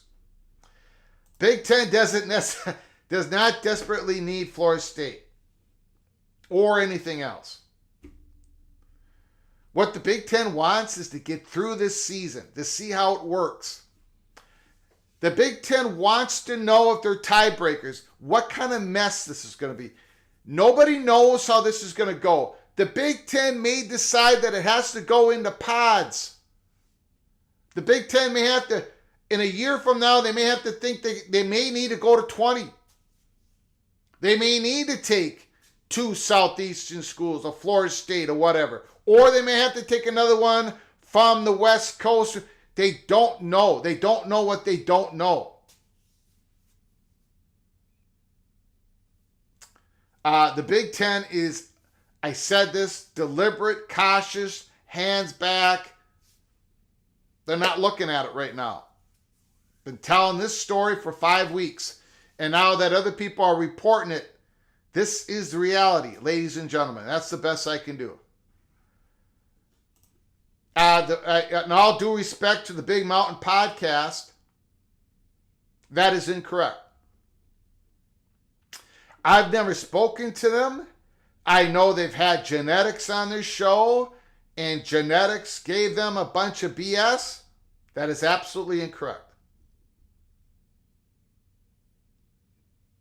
That is 100% incorrect, and it has been for a very long time. And it's incorrect now. There is no, that can't even, first of all, it can't even be true. That's not how it works.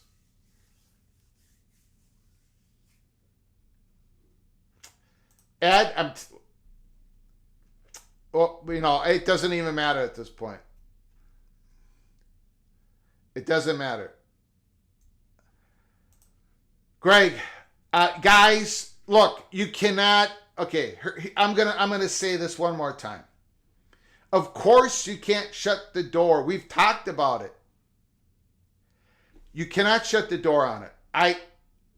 You can't. We've gave an example on this live show already, saying how Florida State could get in if the whole ACC implodes because there's going to be inventory needed.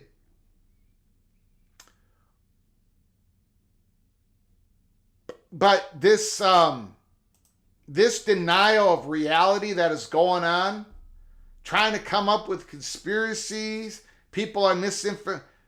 Guys, Florida State is not even pushing back on Brett McMurphy. Brett McMurphy said in an interview, this is known everywhere. This is why the Big 12, this is why Clemson and Florida State have had third-party talks with the Big 12 recently. And they haven't pushed back on that either because it's all true. Don't know what else to say.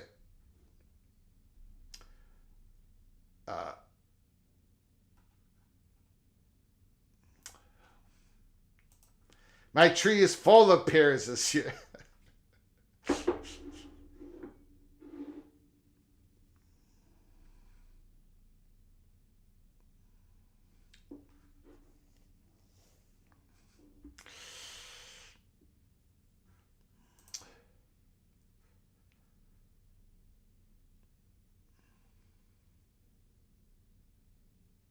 They can't push back because they are in a court case. Chad Sloan, they aren't pushing back because they're not out of the ACC and can get sued.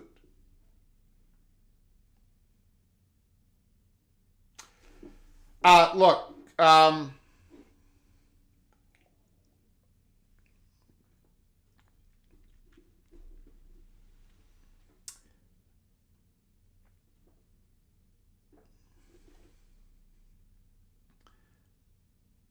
you're right. And we've been saying this forever. You cannot have first party talks going on with the Big Ten and Florida State, going on with the SEC and Clemson and Florida State. You can't have that.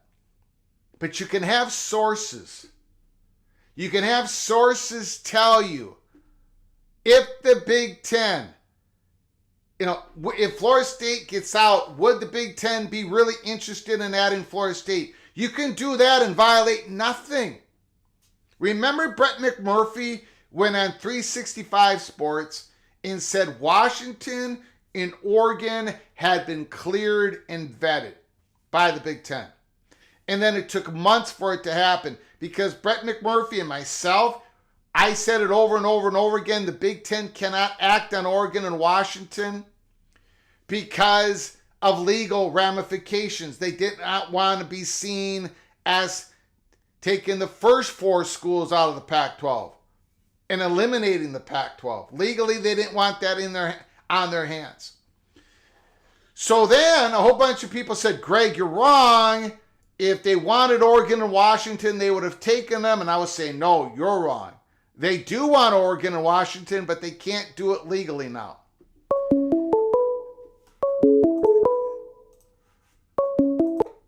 Call from Rod Nix. Rod Nix, can you hold on a second? Absolutely, Greg. I appreciate it. So now, those same people, I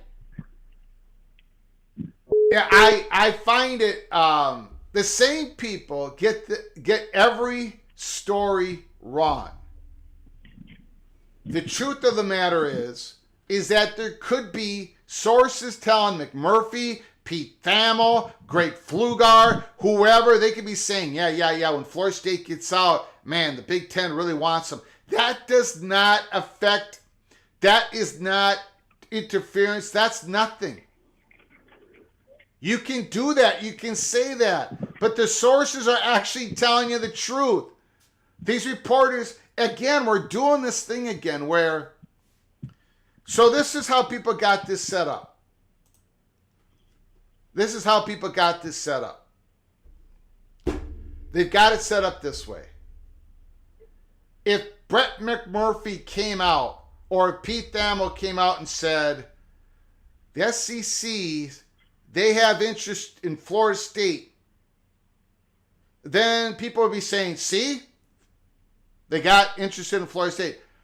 But if they say they don't, if the sources are saying they don't have interest in Florida State, that you'd be saying, well, they can't really tell the truth. Did you notice, look, North Carolina cannot have first-party talks with the SEC.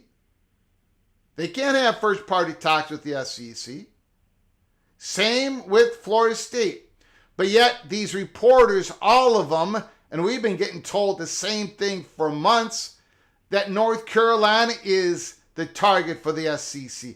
Why are people saying that? Why are people saying that? Supposedly, I was just told that you can't say you're interested in a school if the media rights are taken out to 2036. Logically, what people are trying to argue, there is no logic to it. The truth of the matter is, Florida State is going to get what they need because they're an incredible brand school. But also the truth of the matter is, the reporters are not lying to you. They're just not. Nix, the floor is yours. Go ahead, sir.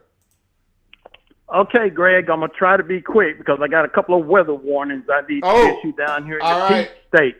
But as you are well versed at saying, we need to keep our head on a swivel. Absolutely. So let me give you four key points, and we need to watch for the message behind the message. Number one, I think it was Tracy FSU identifying, I truly believe that the T-Rex is in fact Brett Yormark.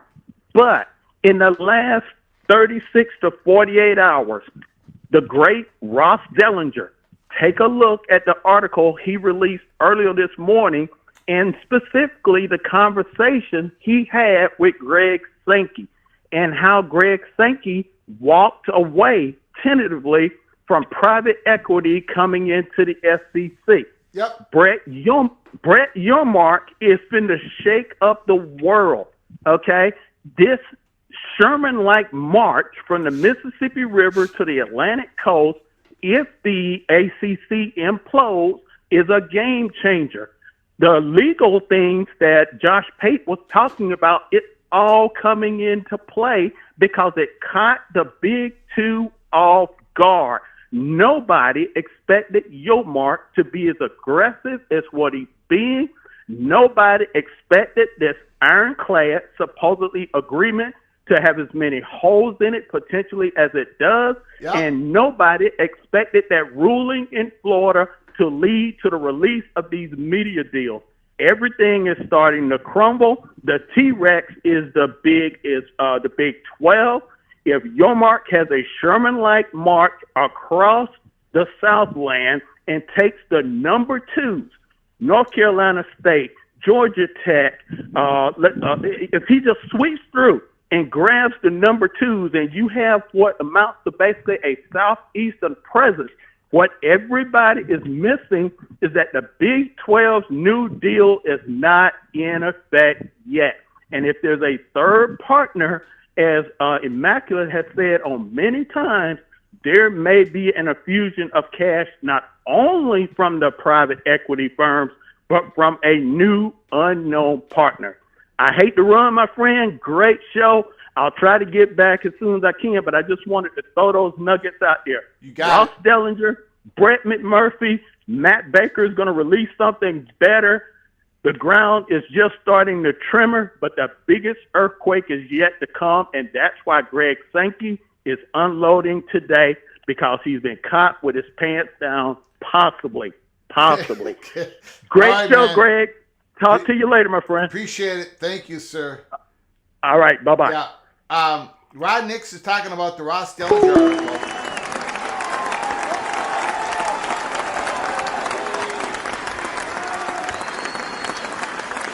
And we did cover that. We did cover that on our episode 406. You can watch it.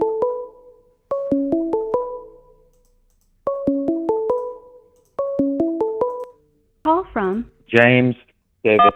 James, can you hold on a second, sir? Yes. I do appreciate it. Thank you so very much. Marcus Williams, Super Chat. The Big Ten chases Notre Dame like a simp chasing a girl he can't get. The Big Ten isn't even in the friend zone with Notre Dame. Stay in your league, Big Ten, and date Florida State. Well, let me tell you, Marcus Williams. I asked Mireya Hernandez Garcia Flugar on a date back in, of course, she wasn't Flugar at the time. She was Mireya Hernandez Garcia back in 2000 and 2000 early 2001. I asked her on a date, and she said no.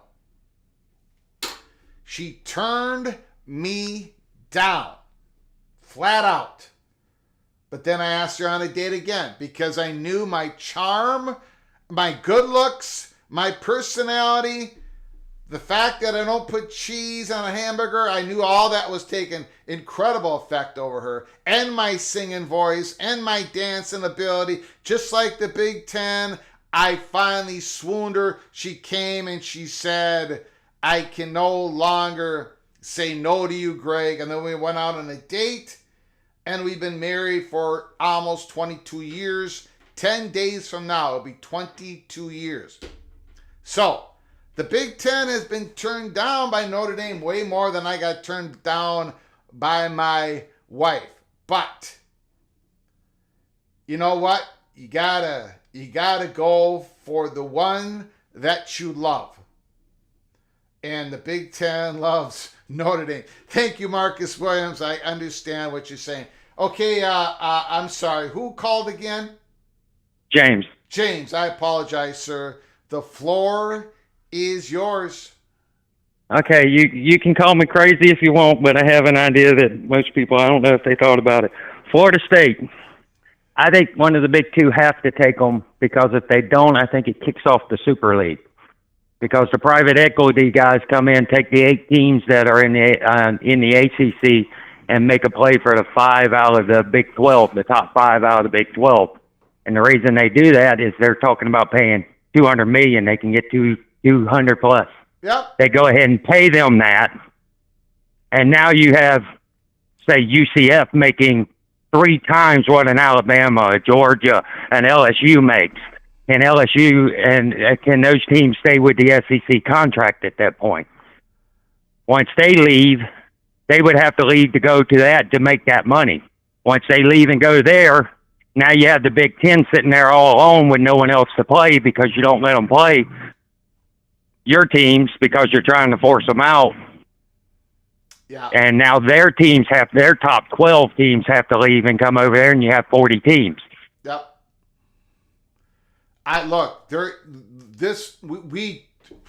We don't know how this is going to go. Yep. We shouldn't shut the door on anything. That Yep. private equity money could lure the top Big Ten, the top SEC teams to do their own thing. Now, Greg Sankey, Yep. of course, is not for it. None of these commissioners are, their jobs is to look over, to be the commissioner of the entire conference. They don't want anybody leaving their conference. So he's putting out his hand saying, nope, nope, nope. Like, for example, James, Florida State and Clemson says we need unequal revenue sharing. We need more money, or we're going to try to get out of this conference. 3 years from now, you could have Ohio State, Michigan, Alabama, Georgia saying to their other conference mates, hey, we're going to need a bigger share of that media contract. And if we don't, we got private equity here. They could give us a whole bunch of money. And for those, and I'm guilty of it, for those who have said in the past, Ohio State has always been a program that wanted to play with its peers, that would never leave the Big Ten. Michigan, you know what? They have a prisoner dilemma when it comes to private equity. Ohio State can say all the right things for the next 3 or 4 years until that new media contract comes. What if Ohio State has made the decision? We're gonna continue to be in this conference. The athletic director today said the Big Ten's not going away, but he did make a threat saying basically, but we're gonna need more of the cash. But what if Ohio State does all the right things, say we need more money, bigger share, because we're worth more. But then, out of nowhere, Alabama, Georgia, Tennessee, USC, a couple schools from the Big Ten. What if they say, no, we're taking this. we're taking this. We're going to this thing. We're gonna make triple. We're going to this private equity created Super League. You think Ohio State's going to sit there and let 6 or 7 of these other schools go into this and no, they're going to go, and they're going to go as well, in my opinion. Yep. And that was my point. If the private equity pays them $200 million, yeah, and if they you got USC making literally 3 times because of the $22 million that they have to pay out of their contract. Now that drops Alabama to what, 50? Yeah. And that would only drop UCF to 180. Yeah. They would be making 3 times the amount that Alabama would make. They can't have that happen. That's why I say FSU has to end up in one of those power conferences, because if they leave them, private equity can run everything. Yeah. Well, we'll see. It could go so many ways. It could go the way of the Big Ten and the SEC doing the private equity, but they maintain all the teams in both conferences, and that's what you're saying. Florida State needs to get in there, or I don't know. I mean, look, nobody knows. Nobody knows. We're just gonna follow the story where it goes. Day in, day out, week in, week out, month in, month out. We'll try to provide the best speaker on the corner, but we don't have a crystal ball here, man. Who knows? These commissioners don't know where this is going. Nobody knows. No. It's just we're all riding. We're all on top of a wild tiger, and we're trying to stay on. Basically, that's how I feel. Yep. Yeah. That's all I had for you. You got it, buddy. Appreciate it. Call again. Have a good one.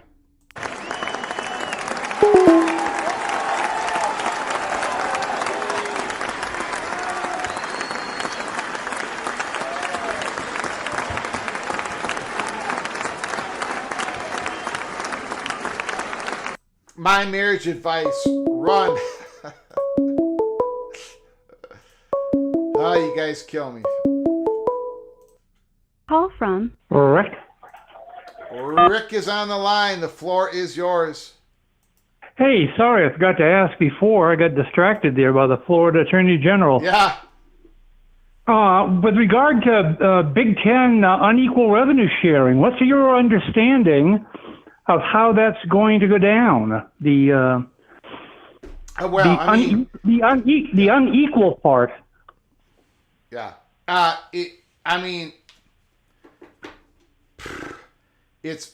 have no idea. I mean, it hasn't. Look, so many people are. The Ohio State athletic director basically said it in an interview today. He did not say the exact unequal. He did not use the words, but he said economic consolidations toward the biggest brands. But he also said the Big Ten is going to be the Big Ten. The SEC is going to be the SEC. So if you put all of his words together, he's saying Big Ten's going to remain, but the bigger brands are going to get more of the pie. I don't know what metrics they're going to use. They probably don't even know. Could there be relegation involved? Who knows? Who knows? Well, that's kind of what remember a couple of weeks ago, wasn't the Illinois athletic director showing his concern? Illinois athletic director is worried. Nebraska's worried. They're worried because they're not keeping up academically. The interim president came out and said, we could be left behind, we could be dumped. I did look at the Big Ten bylaws. I don't want to geek out here, but I did look at the Big Ten bylaws. I did look at the handbook. And I did not read anything about a school being kicked out because of academic underperformance. And I didn't see anything about a school getting kicked out because of athletic underperformance or underinvestment. The only expulsion part of the Big Ten handbook that I could understand was a school in the Big Ten could get kicked out if they're not treating the health of the student athletes under their guidance in a good way. So if they're not treating their student athletes, like injuries and whatever, the expulsion can come automatically. The other expulsion was if a Big Ten athletic department is violating, cheating, doing all this stuff, but then they go under this process of being not suspended, but probation. So there's like probation 1, probation 2, 1A, 2B, whatever. I did not see anything like you're going to get kicked out of the conference for, only winning 6 football games in 3 years, whatever. None of that is in there. Now, is it in there somewhere? It's not in the handbook. That's out in public. I don't know. Look, everybody's worried. Almost everybody's worried. The Alabamas of the world, they're not worried. The Georgias of the world, they're not worried. The Tennessees, the Florida, the USC, the Michigan. But most of us, most athletic departments, most athletic directors, most presidents are trying to reach the highest ground possible because they don't know how high the waters are going to be rushing in. Well, two things come to my mind with unequal revenue sharing within the Big Ten. Yep. And that's number one, if somebody, let's say Nebraska, isn't making what they feel they can make or could make, and perhaps had a better offer from another conference, might they want to exit? And the other part is, when you think about a Notre Dame, this just might be what they're looking for in joining the Big Ten, since they'd be getting, well, I'm assuming, Michigan, Oregon State, Ohio State money. Who are we talking about? Well, a worst case scenario for Nebraska. Nebraska, but you brought up another team? Yeah, Notre Dame being enticed. Mm-hmm. Being an enticement, unequal revenue sharing, being an enticement for Notre Dame to join. Yep, that could be. I don't know. Look, there's a lot of Big Ten schools that don't want anything to do with unequal revenue sharing, right? And the SEC. There's a lot of votes there. Right? There's a lot of votes. There's a lot of votes in the Big Ten. There's a lot of votes in the SEC. Another reason why these conferences contract too. Okay, we get a contract in it. Okay, hold on a second. There's another reason why they don't want to necessarily expand. Right now, they're bringing in another high value athletic departments into the conference, where that athletic department is going to be pushing for unequal revenue sharing, right? Like there's already half the Big Ten conference that's going to push against it. So why should they bring another yes vote for unequal revenue sharing, like a Florida State, like a Clemson? Same thing with the SEC. The SEC right now has 16 members. 8 of them don't want that 9th conference game. Eight of them do want that 9th conference game. Because the 8 schools don't want it to be even more difficult to get to a bowl game. While the 8 upper half schools in the SEC says, bring on a 9th conference game. It's going to make us more money. So there's a lot of internal politics going on in these conferences. The unequal revenue sharing, it could be a big drawn out battle in the Big Ten, because the history is they've shared that media money since day one, the Big Ten network money since day one. There is a lot of institutions in the SEC and the Big Ten, just like everywhere else, that have projected their payments, their debt payments for their stadiums and athletic villages based upon revenue projections, and they don't want to give up a dime of that money in regards to unequal revenue sharing in the future. But it looks like it's gonna be a battle at least. So we'll see. And the current Big Ten contract runs until when? 2029 maybe. So it would happen. It would happen then. Yep. Yeah. It would happen then. Yep. And that's what the athletic director of Ohio State was alluding to today. He was alluding to more money for the bigger brands. Okay, thanks for the help. You got it. Appreciate it.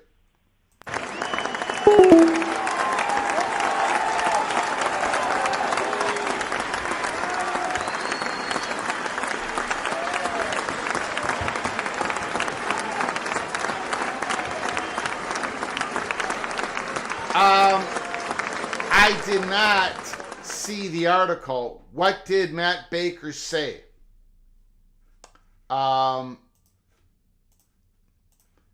Give me a call, Rock and Rant, 763-260-1333.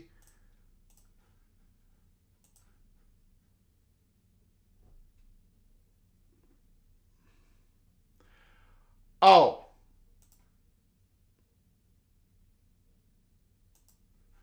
Hold on.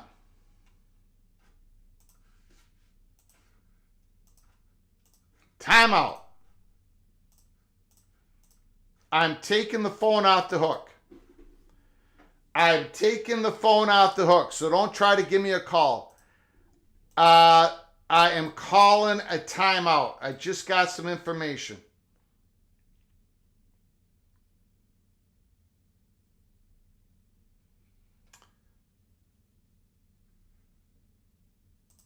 Yeah, I'm looking at that right now. Midwinter.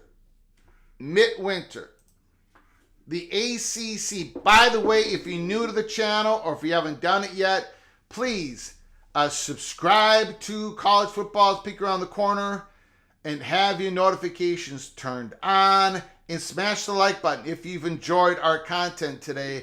I don't blame you if you haven't enjoyed our content. We have been all over the place. Breaking news.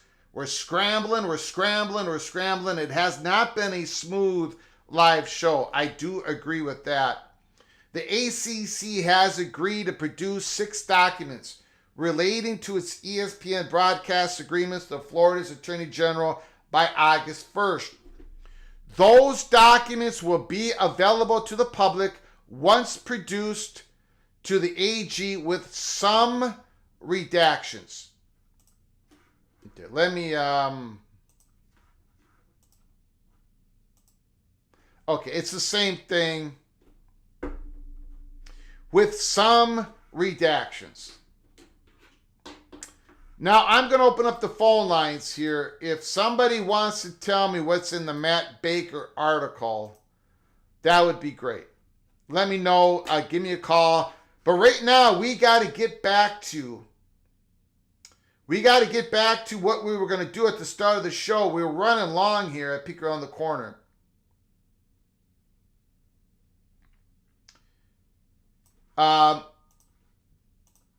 You know what? I'm going to go ahead and turn that off. Let's get to it, guys. Let's get to it. Let's get to it, baby. Let's get to it. Greg, the Gold. We're not doing official picks today. We're just gonna take a look at a few games. I'm gonna give you my thoughts. It's time, baby.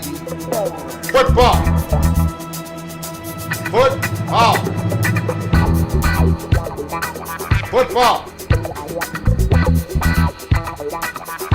Okay, here we go. Notre Dame Fighting Irish, Texas A&M. We're looking at 4 games. We're not making our official selections. We're not making our official Greg the Gold selections today. Notre Dame +1 in College Station. Texas A&M. Riley Leonard coming off an injury. Duke of last year, that ankle was fused together. How healthy is Riley Leonard? The wide receiver room improving. Marcus Freeman has got himself Denbrook, offensive coordinator. Denbrook, he is the highest paid offensive coordinator in the nation. But here's the problem. Good defense, Notre Dame. But here's the problem. They are very, very worried about the tackle positions, right tackle, left tackle. Texas A&M.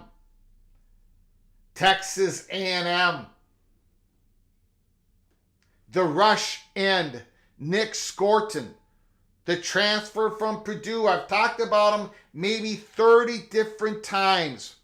He is going to wreak havoc on the Irish. They've got great defensive tackles. Texas A&M's strength is going against Notre Dame's mystery. Their offensive line. Notre Dame has had good offensive line, great offensive lines. But this year there's a mystery. Shamir Turner, DJ Hicks, Texas A&M defensive tackles are strong in the middle, and now they've got the rush ends on the side.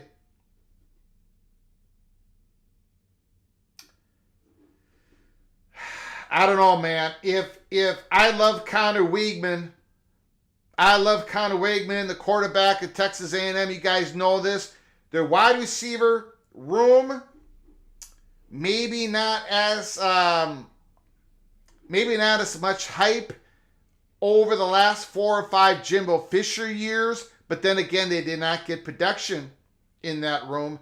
This year it's less hype, but Mike Elko, the new head coach, Moose Muhammad, Noah Thompson, Donovan Green, the tight end, he's coming back from injury. Texas A&M, Notre Dame, I am leaning Texas A&M, even though I've got Notre Dame making the playoffs.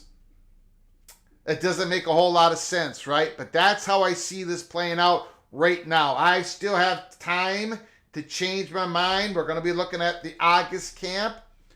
Possible injuries. We're not going to make our selections now, but Greg the Gold is leaning Texas A&M at this point in time. The Miami Hurricanes, the Florida Gators. My, oh my.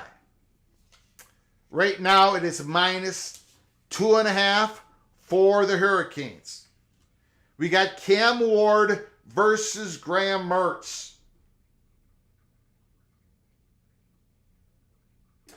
The running back room of Miami. Damian Martinez, the transfer from Oregon State. Mark Fletcher, I don't know if he's going to be healthy. Really good running back room. Respiro, the wide receiver, who's been there forever. 85 catches last year. They've got a great offensive line. The Miami Hurricanes. Maui Noah.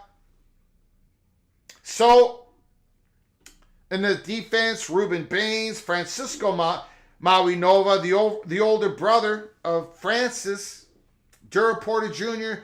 Miami Hurricanes are absolutely stacked. The Gators, they lost talent last year. They lost big-time talent last year. They lost ETN. Jimmy Pearsall went to the NFL. But they still have Eugene Wilson, and they have a tough running back, Montrell Johnson. Maybe not the most skilled running back. Maybe not the highest ceiling, but the kid is tough. Khalil Jackson, they've got a tight end. They're going to be looking Boardingham versus Miami's linebacker, Francisco Maui Noah. That is going to be I'm leaning. Greg the Gold is leaning the Hurricanes at -2.5. But not making an official Greg the Gold selection today. It's too early. Just trying to figure this all out. Clemson at Georgia. Clemson is 13.5. They're getting 13.5 points. I have talked about Georgia until I'm blue in the face. I don't know what else to say. Clemson is the team that I'm going to be looking at closely in the August camp. How is Cade Klubnik doing? Because he's got a quarterback. He's got a quarterback in the QB2. I think he's going to be putting pressure on Cade Klubnik. Phil Maffa is now the RB1 of this year. Finally, Phil Maffa is going to finally get the rock as an RB1. So Clemson's wide receiver room, maybe a little bit better than it has been. Tyler Brown, Antonio Williams coming from an injury. Jake Brinnenstuhl, the great tight end, 50 catches last year, somewhere around there. The defense is going to be great once again. R.J. Mickens. And interesting enough, Clemson finally has a kicker this year. They did not have a kicker last year. Clemson, Georgia -13.5. I'm leaning the Bulldogs right now. But I want to see Clemson in the August camp. Going to be very interesting. Florida State and Georgia Tech. August 24th. In 37 days from now. Florida State -13. Georgia Tech. I'm actually probably not going to take the spread in this game. I'm looking at the total. 54.5 points. I love Florida State's defense, right? What is not to love? Fentrell Cypress, who came over last year, transfer. The great cornerback. Patrick Payton, Joshua Farmer. Darrell Jackson is going to play this year at defensive tackle. Marvin Jones, the Georgia transfer linebacker. They hope that he can produce early. But, however, I think this is going to be a high-scoring game in Dublin, Ireland. I really do. I think DJ Ungole is going to come out firing. I think Florida State is going to run it up and down the field on the rambling wreck of Georgia Tech, but I think Haynes King is going to respond. Jamal Haynes, the great running back of Georgia Tech. They've got receivers Singleton and Rutherford.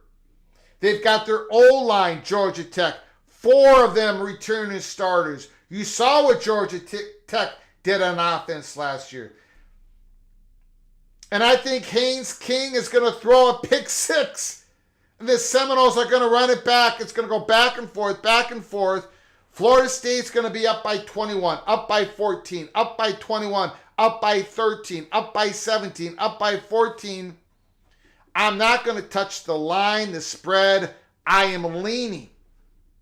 Greg the Gold is leaning over 54.5 in Dublin, Ireland.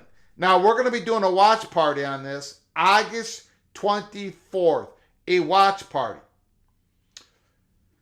Starting early in the morning, so get ready. That's going to be our first watch party, PATC breakfast. We're going to watch the game. You're going to put down your comments in real time, and then maybe getting phone calls at halftime and phone calls at the end of the game. What do you think, guys? Greg the Gold? Am I way off base? No official selections. No official selections today. I'm just letting you guys know how I feel on July 17th, because it's going to get here August 24th, 37 days away. It's going to be here before you know it. So the PATC community is going to have to get prepared, man. Going to have to get prepared. I'm not sleeping on any defense. No, I'm not. I think Florida State's defense is great. But we should not sleep on Georgia Tech's offense. My goodness. They were great last year. They're going to be better this year. And I think Florida State's going to score, obviously. I think it's going 54 and a half, 54 and a half, 54 and a half. Come on. It's going to be 38 to 24. It's going to be 41 to 27. It's going to be 53 to 6. Whatever. It's going over 54 and a half.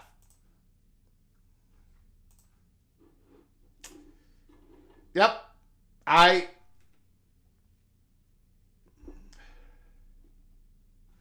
Florida State and Georgia Tech, Guinness Foreign Stout. I know what Guinness beer is all about. Great way to start the top of the morning to you, sir. Yes. We're going to do it. We're going to do it. Georgia Tech had a great offense last year. And the way they beat Miami, the Hurricanes last year.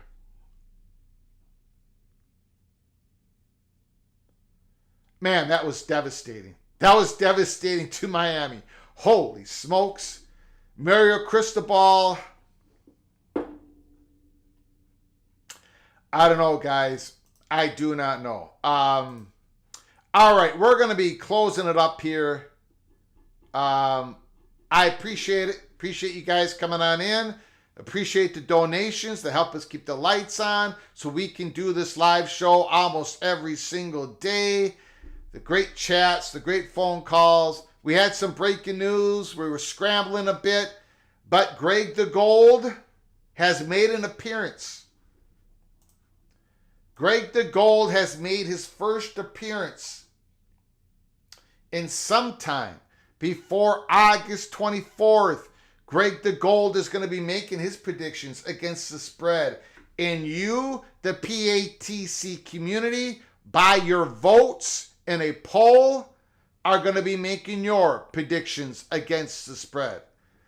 And this year, the PATC community and yours truly are actually going to get some games correct. Yes, we are. Yes, we are. We're going to get some games correct. I want to thank you all once again. Appreciate it. Until next time, from all of us at PATC to all of you, please, you all take great care of each other. Thank you so very much.